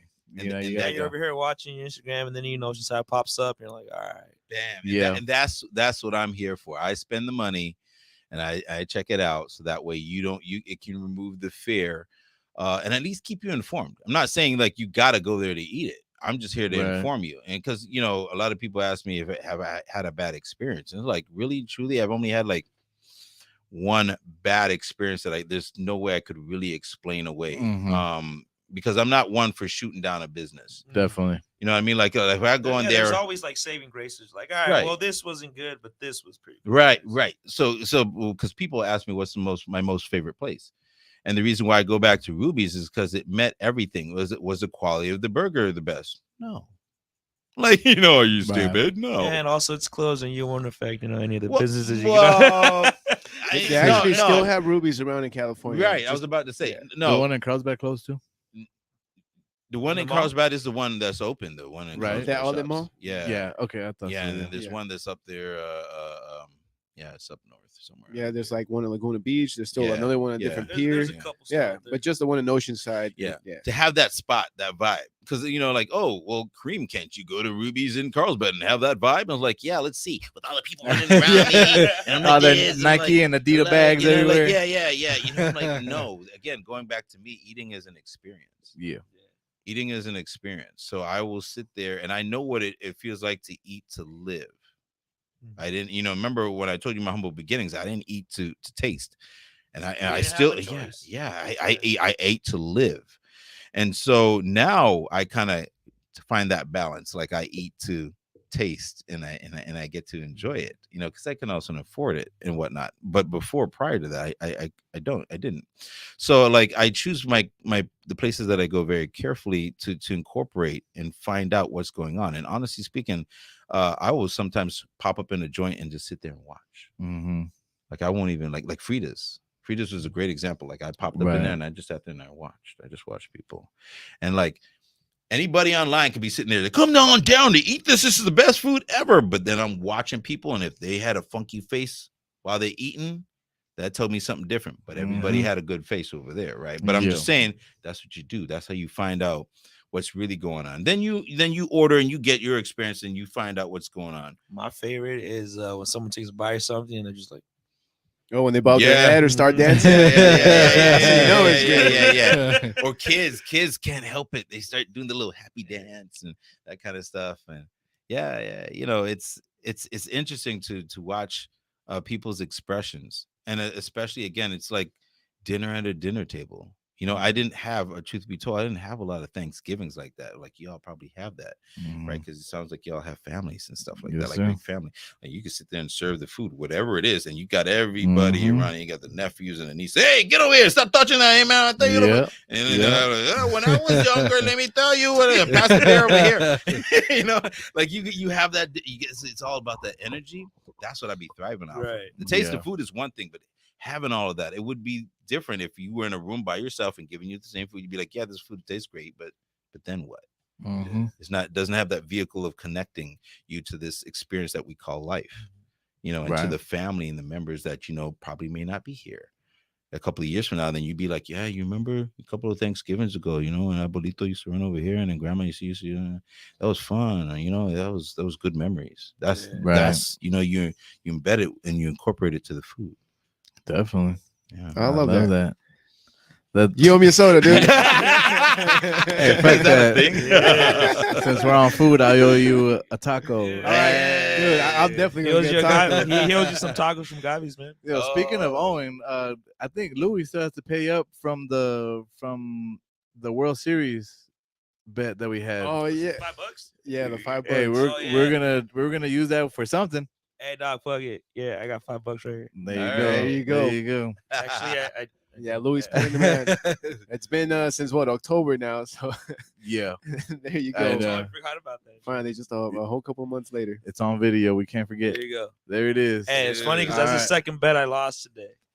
But at least you paid it up. Yep. Like you man of your word after being called on it. And we're gonna hold these $5 hostage, and we're gonna have everybody watching here to comment, and we'll do this for a couple days. Comment the best place to go eat for $5. Oh, please! And we're gonna use this to document that. That's a great topic. Yeah, cheap eats. Yeah, I have another one for you, Kareem. So, now that you've kind of gone through a lot of places here, Oceanside and on the islands, and even a couple other places, different states, what restaurants are you looking forward to going in and experiencing? Do you have any in mind right now? That I haven't been to. Yes, that you haven't been to. On the list coming up. I look forward to seeing what Chili Bears. Okay, so you may not know about it, but Chili Bears is a small, literally mom and pop shop, like dad running the books, mom cooking, daughter running the storefront. They're located in South O. And I wasn't there for the conception, but I've been following them for a hot minute because they're literally this little tiki shack on the side of the road that sells shaved ice advertised, but then they actually do home cooked food. Wow. Asian fusion. Ooh. And they've come up with recipes that I haven't tasted before. But that's, again, how it happens, right? When you have someone from the country, you know, like, because mom ain't from here, she's from overseas. So when you have someone from the country, now you have a legacy of recipes that are coming down from the family, and it's getting fused with whatever stuff is here. That's where the magic happens. So they're really just a small shack. Every day they have food that's typically under $10. They'll have like a small menu. It's like one thing a day.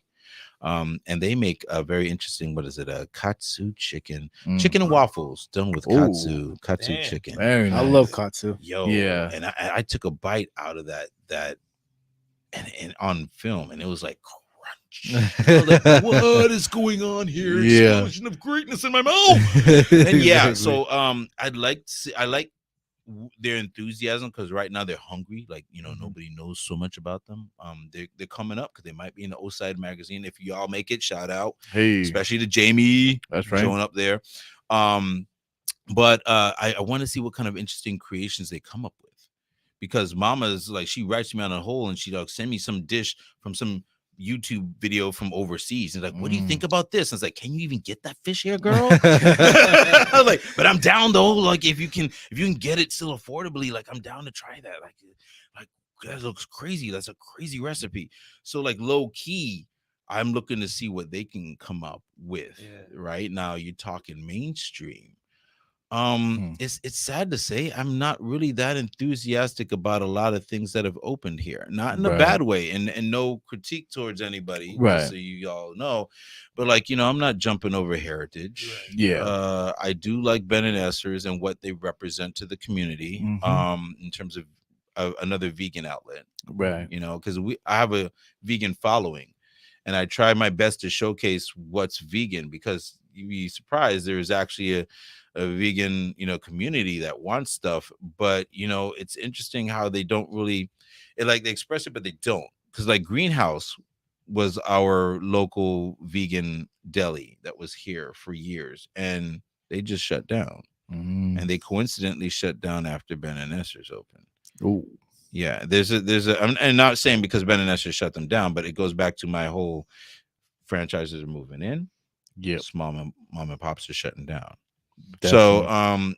So this has been happening so frequently, I'm naturally adverse to it. You know, this is, again, full confession of I'm naturally adverse to it. So I haven't had the oomph to try a lot. Oh, have you been here to, you know, chicken? Was it crazy chicken? Angry chicks. Angry chicks. You want to go there? I was like, first of all, there's a line wrapping around the corner, and they're also a franchise, so it's okay. It's cool. Never been. Yeah, I mean, no disrespect. If y'all make good food, that's great. And because you have a line wrapping around the corner, that means you don't need me. Yeah, man, I don't understand. I think how that's like an acquired taste, though, too, right? Like the chicken, it's like a Nashville hot chicken, right? Yeah.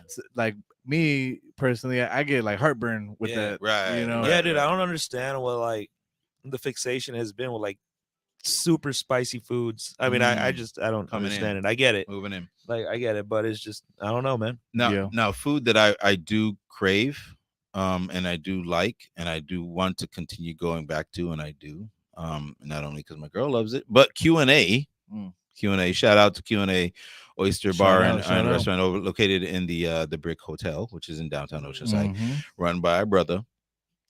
So that once I see minority, I'm like, hey, bonus points. Gotta support. But more importantly, he's bringing the flavor. He's bringing the Louisiana down here, and so they do oysters. I wasn't an oyster aficionado until I walked over there, and they're like, "We have oysters." Okay, oysters what? Because we have oysters in the islands that are all frozen. Oh, we have oysters from the East Coast, Atlantic, from the Gulf, from the right here. Yeah. What you mean they're different types? It's like, educate me. There is so many, dude. I learned so much about oysters working at King's Fish House for a bit. Yeah. Dude, it's crazy. Like, there's East Coast, there's West Coast, there's like it's not just like. It's not just the United States, like it's like the whole coast. Yeah, you know, because there was a lot of oysters that were from like Mexico, and you know, from like I forgot where it was. It was like, I think it was like Maine oysters or something. Yeah. Like I might be thinking about the lobsters, the Maine lobsters. But dude, it's crazy, man. Connecticut, I think. Yeah, this shit was crazy, dude. But they all have different flavors. Yeah, exactly, and that's important to distinguish because, you know, a chicken. I get it. Y'all think a chicken is a chicken, right? But I mean, like if you go to An's, a chicken tastes different. You come over here, and so the oysters do taste different, surprisingly. Just like lobsters, right? You know, Maine lobsters, right? They have like the claw. Lobsters, you have the claw, and then you have a little bit like. But then the Spanish lobster that we have in the Caribbean, and I think you guys have it on here. They don't have claws; they have the tail. So you're getting the body and the tail. Yeah, two totally different meats, two different textures, flavors. Some are sweet.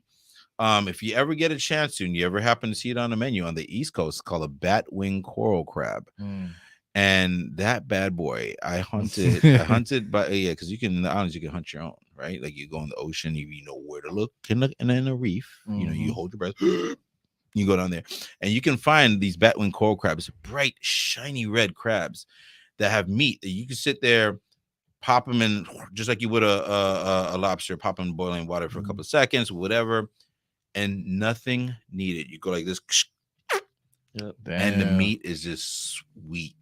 That's right. It is sweet. You don't need nothing, sauce, no salt, butter. nothing. Whatever you wanted on the side was on the side because it just stands by itself. But you tried to do that with some of the crabs over here, and you might have the same experience. Yeah, there you go. What I mean? I got a spot for you. Tell me. I'm pretty sure you haven't tried it, but it's called Birria El Mendez. Vista. No. In Vista. Hey. How did I know you're gonna say that? Hey. I think I've So spoken. it sounds like it's like just the name sounds like a Vista spot. So Damn. I go through Google Maps on a regular and I scout around. And if you all saw I wish I could screenshot my Google Map, right? You'd see green all over the spot, which means place to go to. Which is so funny because everybody's like, "You've been all over Oceanside, you know all the food." I was like, "Bruh, yeah, every day I blink and a new spot opens up." What are you talking about? It's impossible. Yeah. And then you find out the other day, like, oh, did you know there's a Filipino spot? Where? Over there in El Camino Real, a mission over here in the hole in the wall. It's an unpainted building, you know, behind the dentist shop. Yeah. How am I supposed to know this? Yeah. The windows are X'd out with cardboard, but it's all right. Just ignore that. Bruh, and they're not even on social media. I just did this the other day with Sancho's tacos. You know what I'm talking about. So I was like, when I went online, let me go find them online. No. Let me go tag them. No. Yep. The only thing that saved their butt per se is the fact that someone created their entity on Google Map, which is what I was trying to do earlier, and they started doing photos. Because once you look and you find it, you see it, right? But if you try to find them on Facebook or anything, I can't find them. But they got some of the best. Yeah. It's like, wait, what? So all that is to say is like, there's so many gems. So Vista, gems galore, bro. Yeah. Like big time. So one of these days, and I probably will, I'll end up expanding to eating Oceanside and more. Yeah. Like low key. Like and because I got businesses over there saying, you know, come check us out. I'm like, I might as well. Well, I could do that. I have to rebrand. Yeah. I am an LLC, surprisingly. I did that. There you go. Yeah. There you go. But there's a lot to eat. A lot of good food too. Yeah. From small shops too. That's what I like. Yeah. And this place, they were just a pop-up for a while. Just kind of like Frida's, right? They were a pop-up for a while. They come through, they make some of the best birria I've had, right? And they've gotten to a point where they partnered with a Mexican bread place, ¿cómo se llama? Panaderia. It's called Don Felipe's, which is probably like legacy-wise, they've been in Vista for basically my whole life. You know, they've been there. And you know how it is with newer places, a lot of donut shops and everything. That kind of level of panaderia is their customers, you know, are kind of going elsewhere. Yeah. So they partnered with these people, Birria Mendez, and it has been a big hit. Bam. Big hit. We did a grand opening. I got to DJ for them for the grand opening, and Canelo's trainer came by to eat some of their birria. Oh, and he was out there taking pictures with everybody, and he was a really dope experience to have him there, and he was cool. But that tells you like the food is wild. It is wild. A gem dropping really quick without saying the best. What is? It's so funny how two words change it. What is one of the best birria places you've been to here in Oside? In Oside? Yeah, in Oside. I do have to limit it. Right. Who did we just have? All right, so Craft Coast. So we just had Craft Coast. Ah, birria. Yeah, on Friday. Yeah. And then my number one would be mine. Hey, shout out to me. Hey. Yeah. No, but I heard a lot. yeah, about no, peppers. their birria is Yeah. really fucking good. Yeah. I would say it's on par with Birria Mendes. Really, They go Definitely. toe to toe, man. I Yeah. think. really, yeah. Yeah. Maybe a price difference in the point. Yeah, I Definitely. know. I got what you're saying. But Big- I've been to so Big after price difference. so Craft Coast, when I saw one of their videos, shout out to the videographer promotion team, but they showed them sitting there and put in a dip consomme and they showed the whole process. I was like, oh, what you doing with that? I was like, oh, that looked good. And then Yeah. I didn't even bother asking anybody. I showed up there and I got that. And mind you, I think that was like maybe my second time having video. I was like, oh, you're a game changer because I'm not really like a complete meat lover. Like, you know, I try to avoid it at most costs. But I do like the flavor of certain things when it's done right. And so that right there was like, yo, I'm gonna put you like you good. Right. And it's interesting because after that, I hate to say like set them at a standpoint, but I put them at that part, and then now where I go to other places, my taste buds, it says something when your food can benchmark or bookmark in someone's mind and their taste buds, just right. Like when I sit there and I say, you know, what's the best burger you had, you can remember this, right? So when you're using that place as the pinnacle, that means every other spot you go to is now being compared to. Yeah. I do that with pizza a lot. Yeah, and funny thing is, we do have a comment up there by Tile Stub. Same thing with like the wings that we were talking about earlier. Yeah. He's bringing up the draft, which we talked about this a few episodes ago. The draft, rookies, and I mean now Fat Joe's. They're all they're all in the conversation for the best wings. Yeah. And we are eventually this year we'll put on an event which is going to be called Wingfest, and we're going to have a whole bunch of local companies and people come through, and we're going to do a little competition. But hell yeah, keep a lookout for that. Yeah, super wings are also super fire. Yeah. Well, I think every wing spot has a, I think, well, first of all, going back to what we said before, I don't think there's a spot that can ever encapsulate everything that you ever want. So when someone says you have the best wings, they're the best wings, what kind? So I so like, for example, in what way? Yeah. Right. So I'll say Fat Joe's. Like, would you recommend going to Fat Joe's for wings? I was like, yeah, these type of wings. Like if you want juicy, thick, savory, rich barbecue wings, yes. But I want lemon pepper. They don't have it. Right. They chose the interesting battle to say we're gonna have like 2 or 3 flavors and that's it. We mastered this, bro. Though you can't put on this level. But if you want variety, then you go to Rookies, right? Because Rookies got stupid flavors. Yeah. Right. Yeah. You see what I'm saying? And then they give you a different amount, and then they got a better price. So it's interesting because every establishment that I go to always has this same situation. It's like there's never one that's the best. You will never master everything. You may have the best food, but then your place kind of look, you know, let me go bring my girl to a date to some of this hole in the wall. It's the best video you ever had, or whatever. And she's like, but homie, the cockroaches around there. Like, I know, but it's the best. That's food extra protein. But it's the best food you ever had. Yes, it is. But the place isn't romantic, you know, right? Yeah. So it's hard to find. You know what I mean? Like my wallet says it is. Right. That too, the wallet. So to speak to everything, so I think having a wing challenge is great because there's so many little gems here and there. Right. You know, 1910 Tap House back in the day. Yeah, I had a peanut butter and jelly wing from them, and I was like, "Oh, am I gonna regret that?" Hey, what did you do? Chicken, peanut butter and jelly. The jelly was a sauce. It was a dip. Yeah. I was like, "What did you do to this? You battered this in peanut butter and then fried it." I was like, "Fuck yeah, right? You fucking knew it. Like, yeah, batter in the peanut butter. Maybe give it some flour or something on the outside. Yeah, and then you just throw it in the peanut.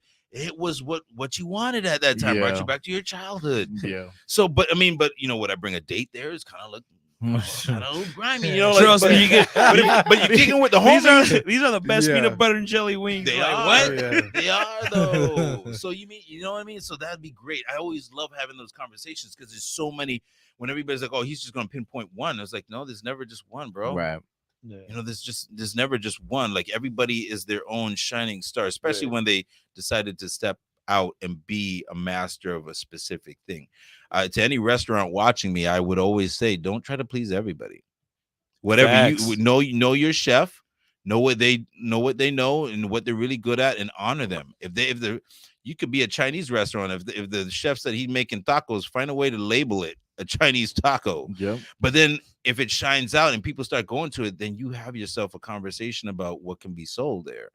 And then that's a special, right? But the point is that you've mastered that one. And then that's it. You can just set. Yeah, that's your basis. That's your basis. You know, when I tell people about McDonald's back in the day, it's like, what do you eat from McDonald's? And I used to eat fast food back in the day. I don't eat it now, but I used to eat back in the day, and it was the fries. McDonald's fries, undeniably, mic drop, boom. It was the best fries ever. You couldn't fuck with me. It's like what? Until I think that's right? One of the like universally accepted things. McDonald's, right? Not universally, but nationally. Back then, now I think they kind of changed the recipe. I think they did. I think they used lard. I think they used to use lard back. You can fact check me. There used to be used lard in it, and then back then, when people found out, it was like, hey, well, you can't be using lard. Yeah, why are you making my food very unhealthy? Like, yeah. Dog, you're getting food from a fast food place. What? Yeah, exactly. It's not going to be healthy, bro. I'm sorry. Exactly. You come here for affordability, and it tastes great. You choose your battles and life balance. Oh, but that's not healthy. Then you eat healthy throughout the week, and on your cheat day, you know. Enjoy it. Yeah. That's what cheat days are for, bro. That's right. Wait, y'all have a cheat day? Like, you on a diet? I'm seeing you under restrictions. Cheat day is Monday through Sunday. You know what I'm saying? This dude. No, I don't have a cheat day. Every day is cheat day. You just moderate. You just moderate throughout the day. Yeah, because you're not eating cheese. So cheesecake like for me, like fasting usually till lunch. Yeah, you know, you fast till lunch and then you have 2 meals. That's smart. That's smart. Word. Mine is the other way. I have one at night and then I have one in the morning and then I just don't do much during don't eat that much during the day. Yeah. But goddamn, after a podcast and a couple blunts, those fucking burritos on the way home, bro. Late night burritos. Yeah. Dude, what's your talk? For me, I'm kind of with Lance, dude. I do like the intermittent fasting, so I don't eat about until like maybe 1 or 2 o'clock. Then same thing, maybe have 2 meals, just one to break the fast, and then one right before I go to bed after we're done with the podcast. Yeah. Which it brings me to motherfucking.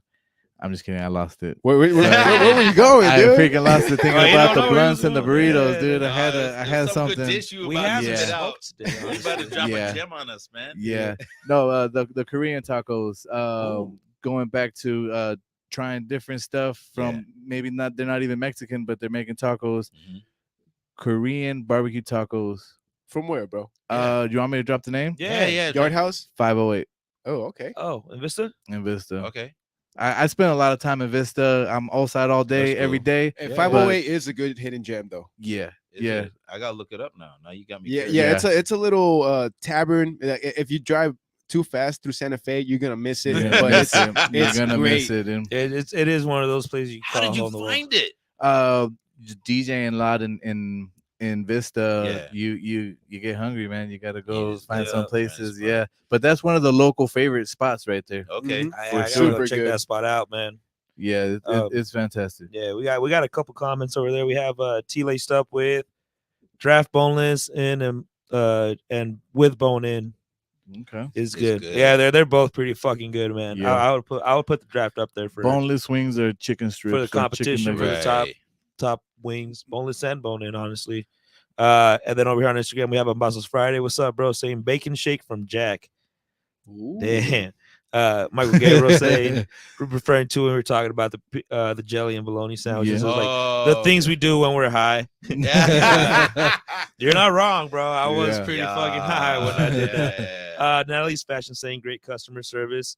Estra 760 saying, I live in the state of Indiana. The only Mexican food I eat is what I cook. That's right. There you go. Shout out to the homie David. Say, yo, my boys. Estra 760 saying there's one in Orange County, referring to the Rubies. Okay. And then Nurse Reese saying rookies lemon pepper wings. Yeah. Okay. Yeah. Them lemon pepper wings at Rookies. Yeah, dude, I'm a sucker for lemon pepper wings. I agree. Yeah. And 90 saying, what's up, fam? Hey, what's up, 90s? Speaking of Vista, shout out 90s. Hey, but we do gotta hook you up with Pambazos Friday, Kareem. Oh yeah. It's called Pambazos Friday. It's kind of like back home, that restaurant that you were talking about, or the homies garage. Yeah. It's just a once a week thing on a Friday. Oh. But but you just gotta get the I'm address. down. They're on I'm down Google. They're already. on the Google Maps. Yeah, I love it. Like those to me, again, those when you're building a connection and a relationship with someone.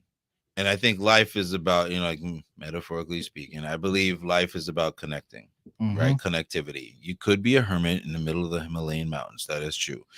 But if you're not, and you're living in a society, I think we should all connect. I should find out what your story and what your life is, regardless of what it is. It doesn't matter on the other side of the road, the other side of the river, whatever. What is your life? What how you live in?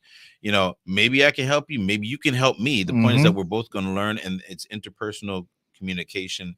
I believe that happens best, especially when you're communicating through food. Right. Doesn't mean that I necessarily will love what it may not be what I'm used to, or I may not understand the story and the history behind it. Right? You think about what people eat, like gizzards, chicken feet, like snout, lingua. If you told me in any other, we eat the lingua in the what cabeza. Is that tongue? Like, I'm not eating that. I was like, yeah, but you know what? Our forefathers, all they had was this, and the one cow that they had a week, they throwing out that meat. Are you stupid? Even brains, everything. I Find a way to cook it. Or tripe. Yeah. When honestly speaking, I didn't know what tripe was till I came up here. Yeah. They got Kareem, you're eating what? Tripe. Yeah. Well, you know what? Did you clean it, man? Yeah, right. At the end of the day, I was like, you know what? This came from. I go back to shrimp. Shrimp and lobster. It costs $50-$60. Yeah, it's just stupid, man. Bottom feeder food. Like honestly, bro, for the price, like to me, that just makes like shrimp, lobster like super overrated. Right. Like, right. But you can make some bomb ass shrimp and lobster. Don't get me wrong, but the price always kind of be like. That's a corporate America thing. Where do they get the shrimp from? They're eating from the bottom of the. Even catfish. It eats as a bottom feeder. Now it's different when you're talking about wahoo and stuff they're out there. So obviously that's but I mean, going back to what we value as food, the price difference and whatnot, and what's amped up as being special. Because obviously, if you sit there and you looked at tripe on a menu, and you look at cabeza, and you look at carnitas, right?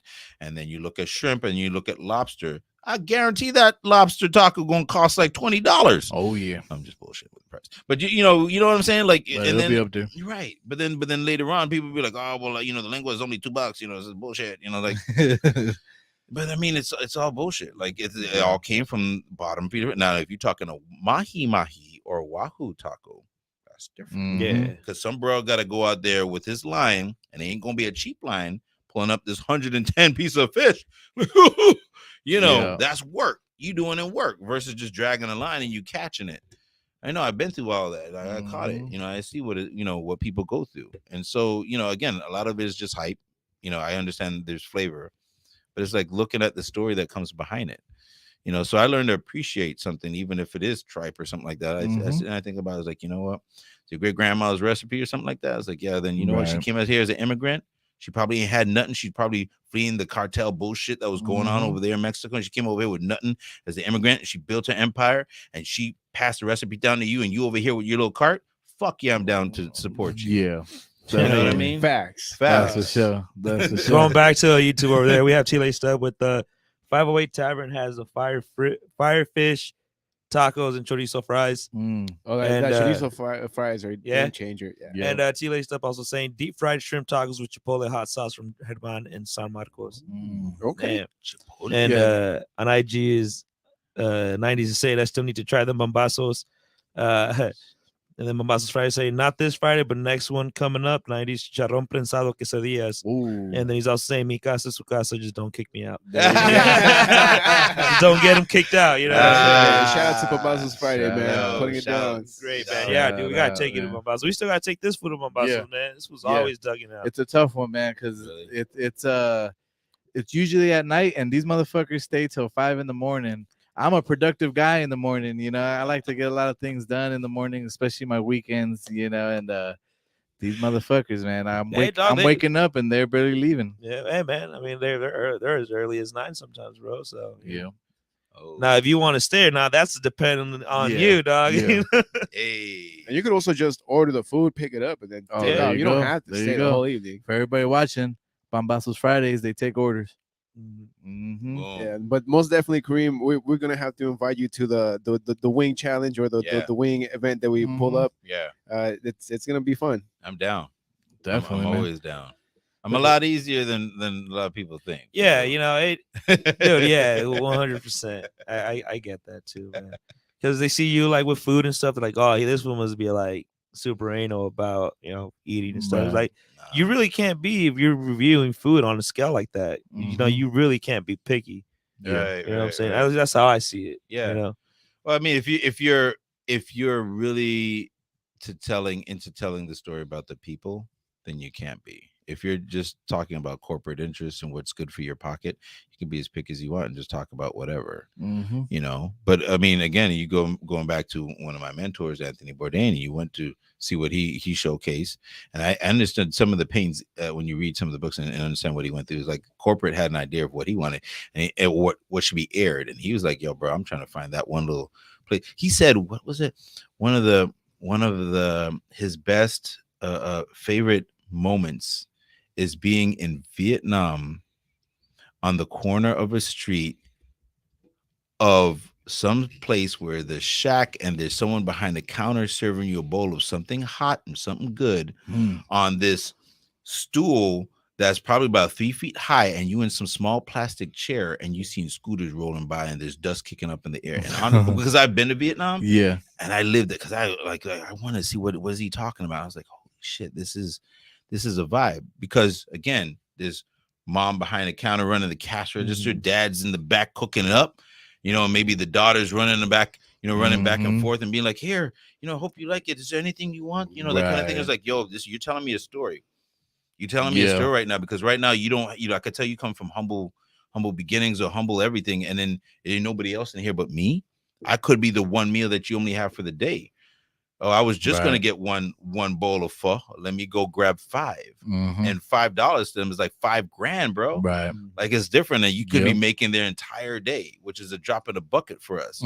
But again, it's having that compassion and the understanding and willingness to tell that story versus like, oh well, I can go to where all the reviews said, and all the reviews, everything is all paid, right? So the review already don't paid XYZ to put 5 stars in some magazine, and everybody sees that and said, that's what's safe, so that's where I'm gonna go. And a big name like Anthony Bourdain, he's like, yo, I'm gonna go over here. Fuck all that. Let me just go to this spot. This one, not even a star, because it's not even on the map. Right. That's the spots that I want to find over here. So when y'all talking about some place I don't know, I'm like, okay. Definitely. That's There you go. Yeah, we're definitely gonna keep on lacing you up with new spots that we ourselves find. Yeah. But definitely. Well, Kareem, is there anything that you want to let the people know? This is your platform before we close out the podcast. Yeah, where can they find you? Oh, where can they find me? I'm anywhere online. I'm eatingoceanside.com. You can find me on Instagram, Facebook, Twitter, TikTok. The message that I would have to give to anybody is, don't keep an open mind when it comes to food. Keep an open mind, and don't even take my word for it. Look at some of the photos, whatever. Be mindful with the experience and the advice that people give you, but be patient with those that give it to you. Right. So like, someone may say, hey, they've got the worst XYZ, but then you've, looked and seen other reviews that say otherwise. It could be someone that's having a bad day or whatever. Or one of the situations I've seen a lot is like, I will never go back there because my food came late and this service person was like really stupid and da-da-da. I'm like, okay, so the issue wasn't with the establishment, it was with the person. It's like, did you go to the owners at that time and say, by the way, Samantha or whoever was serving me, I had this issue with them. I'm telling you because, and this is how I roll, right? I'll sit there and I'll tell an establishment and a management and be like, I want you to do better. Not for me. I could give a shit about me. Right. But I want to make sure that people, when they come to that door, they're happy because this is your dream and this is your goal. This is your livelihood. This is what you want, right? So this person over here may not be the best to be serving because they look like they had a bad day.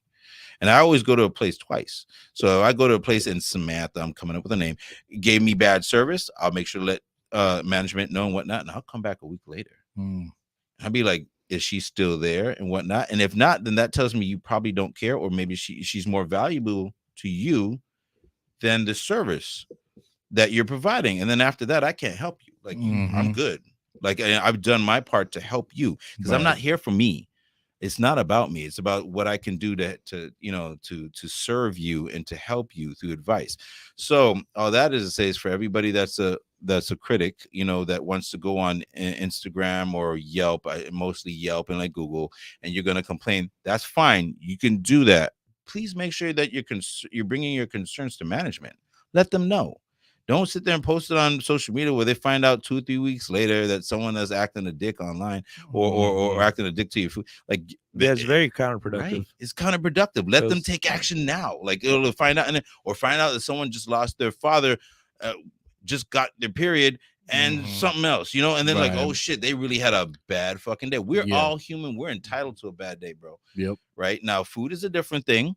And so I always try to make sure, is the chef okay? Like, I'll bring up a concern. There's something else. This is this, now that's up to the responsibility of the businesses. If you're not going to sit there and take that advice, I recently came into a situation where it's like, I've never had I'll say it, Banana Foster's, pancake or French toast where the bananas weren't soft or caramelized. These were super hard. They're like firm. Wow. I was like, is this different? The flavor is still good, but it's just different. So I asked, I said, yo, is this the way the banana is supposed to be? What color in the shades were the bananas? I'm not trying to critique you until you had to do your job. I'm just saying, and they're like, got the message back like, yeah, but these are the optimal time to cook bananas. I was like, okay, but you are the first place out of every place I've ever been to that ever served me a firm banana on the Banana Foster.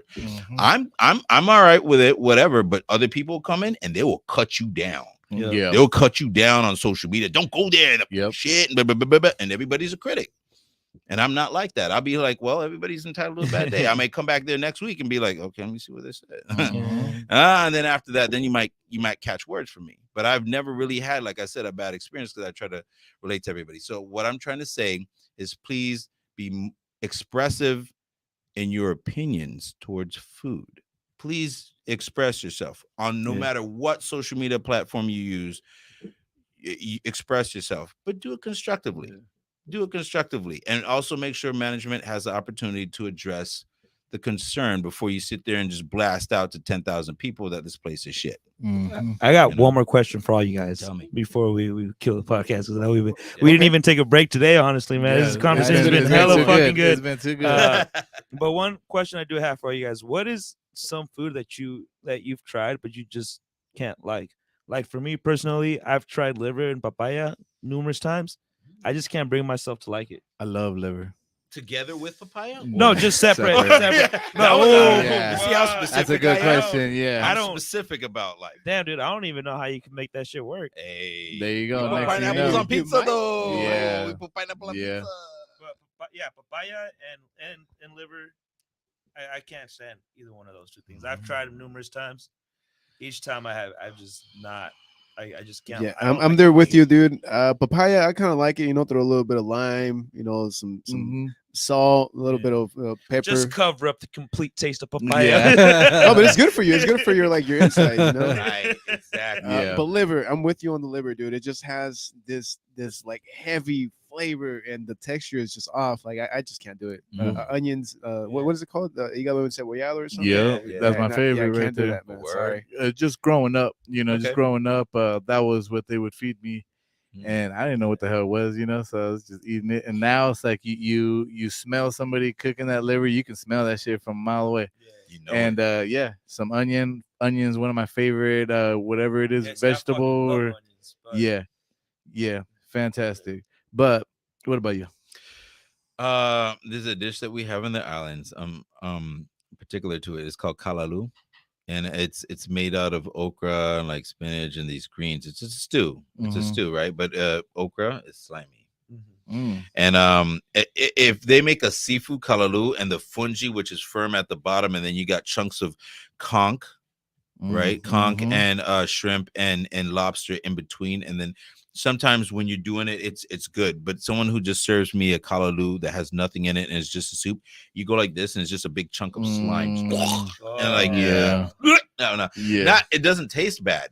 It's just a texture. And so I now that I'm a little bit seasoned, I do watch the textures, you know, textures that I consume. So going back to if I've always had, you know, a firm XYZ and you serve me soft, I'm like, there's a reason for it? Or if I always had it soft and you serve me something firm, I'm like, And you know what? If someone came back to me and said, well, back in my hometown, we make them firm because XYZ, because I'd be like, oh shit. Now that makes now sense. You painted now I can connect to you through the food. But if you're like, oh well, you know, this is how I do it, and then I was like, oh, okay, well, you know, that's fine. It's just not for me. So, but I've been blessed. I can't really say I've had a lot of stuff that I'm just like honest. Well, okay, here's one that I probably there we go. Here's one. No, I had to think about it. And it's only a recent experience, and only because I've only had it once. So don't take it personally. But the cabeza at Frida's is my first time having a cabeza, like I said before. By the way, I'm always completely honest, no matter if I'm drunk or not. Right. I'm always completely honest, and it's my integrity is all that I have, what I and throughout my projection of my profile and everything. So yeah, the cabeza was just like, it didn't have enough seasoning in me and for me, and the texture was like, wait, what's going on? But someone could sit there and say like, that's the way it's supposed to be served, and I'd be like, okay, then cabeza is not for me. That's fine. I love everything else, you know, like carnitas and then el pastor, and yeah, I'm fine, but that wasn't for me. Now I do a lengua any day. I've had lengua. Like, yeah, okay, dude, the texture on lengua, it's fucking bomb. Dude. Yeah, I like it. Yeah, it's just, you know, so it's that to me is a texture thing, and it didn't. I'm like, but I bet you someone threw chunks of, I don't know, something in there like mangoes or whatever. Like they give it like something, but it tasted kind of slimy, kind of like run down. It reminded me of the what I was telling you about. Yeah, I get it. Cabeza does have kind of like a slight. It's an acquired texture. taste. Yeah, it is. Yeah, definitely, man. Well, thank you so much for pulling up. How'd you like the experience, man? This is dope. I do this any time of the week. There you go. Yeah. For real. Well, you know, once you become a guest on one of these episodes, we like to tell the guests that you are now family, right? You're a part of the Kick It Labs family. You're welcome over anytime, man. You know the days that we shoot. Yeah. You're always welcome to come by. Yeah, shoot. They invite me over, especially when you got them food specials. Oh yeah. And then we gotta find someone to endorse and yo, we're gonna make this a double. We're gonna have food sponsored by. There you go. Most definitely, Kareem. Can't wait to have you back on and maybe trying some of that rum, dude. Yeah. Nice. Oh, I'll bring it. Yeah. I'll bring it as long as it's legit. There you go. Close it and then open it. Yeah, but definitely appreciate you stopping by, bro. It's been a fun time, and again, can't wait to do it again. Yeah. Yes, sir. Yeah. And I believe we have some sponsors to give shout outs to. Oh, 100% all the time, man. Well, as you guys know, this is about that wrapping up time. So to everybody who tuned in, and if you made it this far into the Spotify, much appreciated. The same with everybody on the YouTube, on the IG, on all the platforms. To everybody who commented, thank you for real. You guys definitely are always a great and big part of our episodes. And when it comes down to the sponsors, of course, we got to go with Urban Water, man. Shout out to Urban Water. Thank you for providing dehydration for the episode in and around the city. You can find them anywhere, any liquor store, but of course, in their main shop off of Oceanside Boulevard. Man, shout out to Natalie's Fashion out in Vista. Shout out to OAW. Yes, sir. Oceanside L Works, 1-800-ORWAY. Still here in Oceanside. That's right. Damn. Who else we got? We got Woman Workout Wear, Old School Saturdays, which if you guys saw the videos on the IG, it was popping this weekend. So just tune in, man. Tune in, pull up this upcoming Saturday to Old School Saturdays out at Oceanside Sports Bar. And lastly, but surely, I forgot how that Street knowledge. No, what's the saying? Last but not least. There you go. Last but not least, we got Street Knowledge Hydraulics, of course. Same thing, located in Oceanside Boulevard near Crouch Street. Just cruise down Oceanside Boulevard, man. Wherever you see the lowriders, wherever you see the big old sign that says Street Knowledge, that's exactly where it is. You can't miss it. Great deals in town. Pull up, man. Yep. Yes, sir. And I think that leads us pretty much to the end of the episode. Yep. Thank you so much for stopping by, man. We appreciate it. Make sure you guys tune in on Wednesday. We have Ben, the owner of Full Metal Burgers, coming in, so it's gonna be dope. Thursday we have the Michael Gabriel show coming up. I think it's the 3rd episode. And then join us on Sunday at Black Plague here in Oceanside for Grant Gebler's card drive. or car show benefit fundraiser, second annual, man. It's gonna be dope. We're gonna be doing the hosting duties there, so it's gonna be awesome. And thank you so much for tuning in. Thank you so much for continued support, and thanks for kicking it. We'll see you guys next time. Peace. Yes, sir. Catch you next time. Thank you for sipping up with us. Thank you for smoking up with us. Thank you for kicking it. Shout out to Bruce. I like that, kicking it.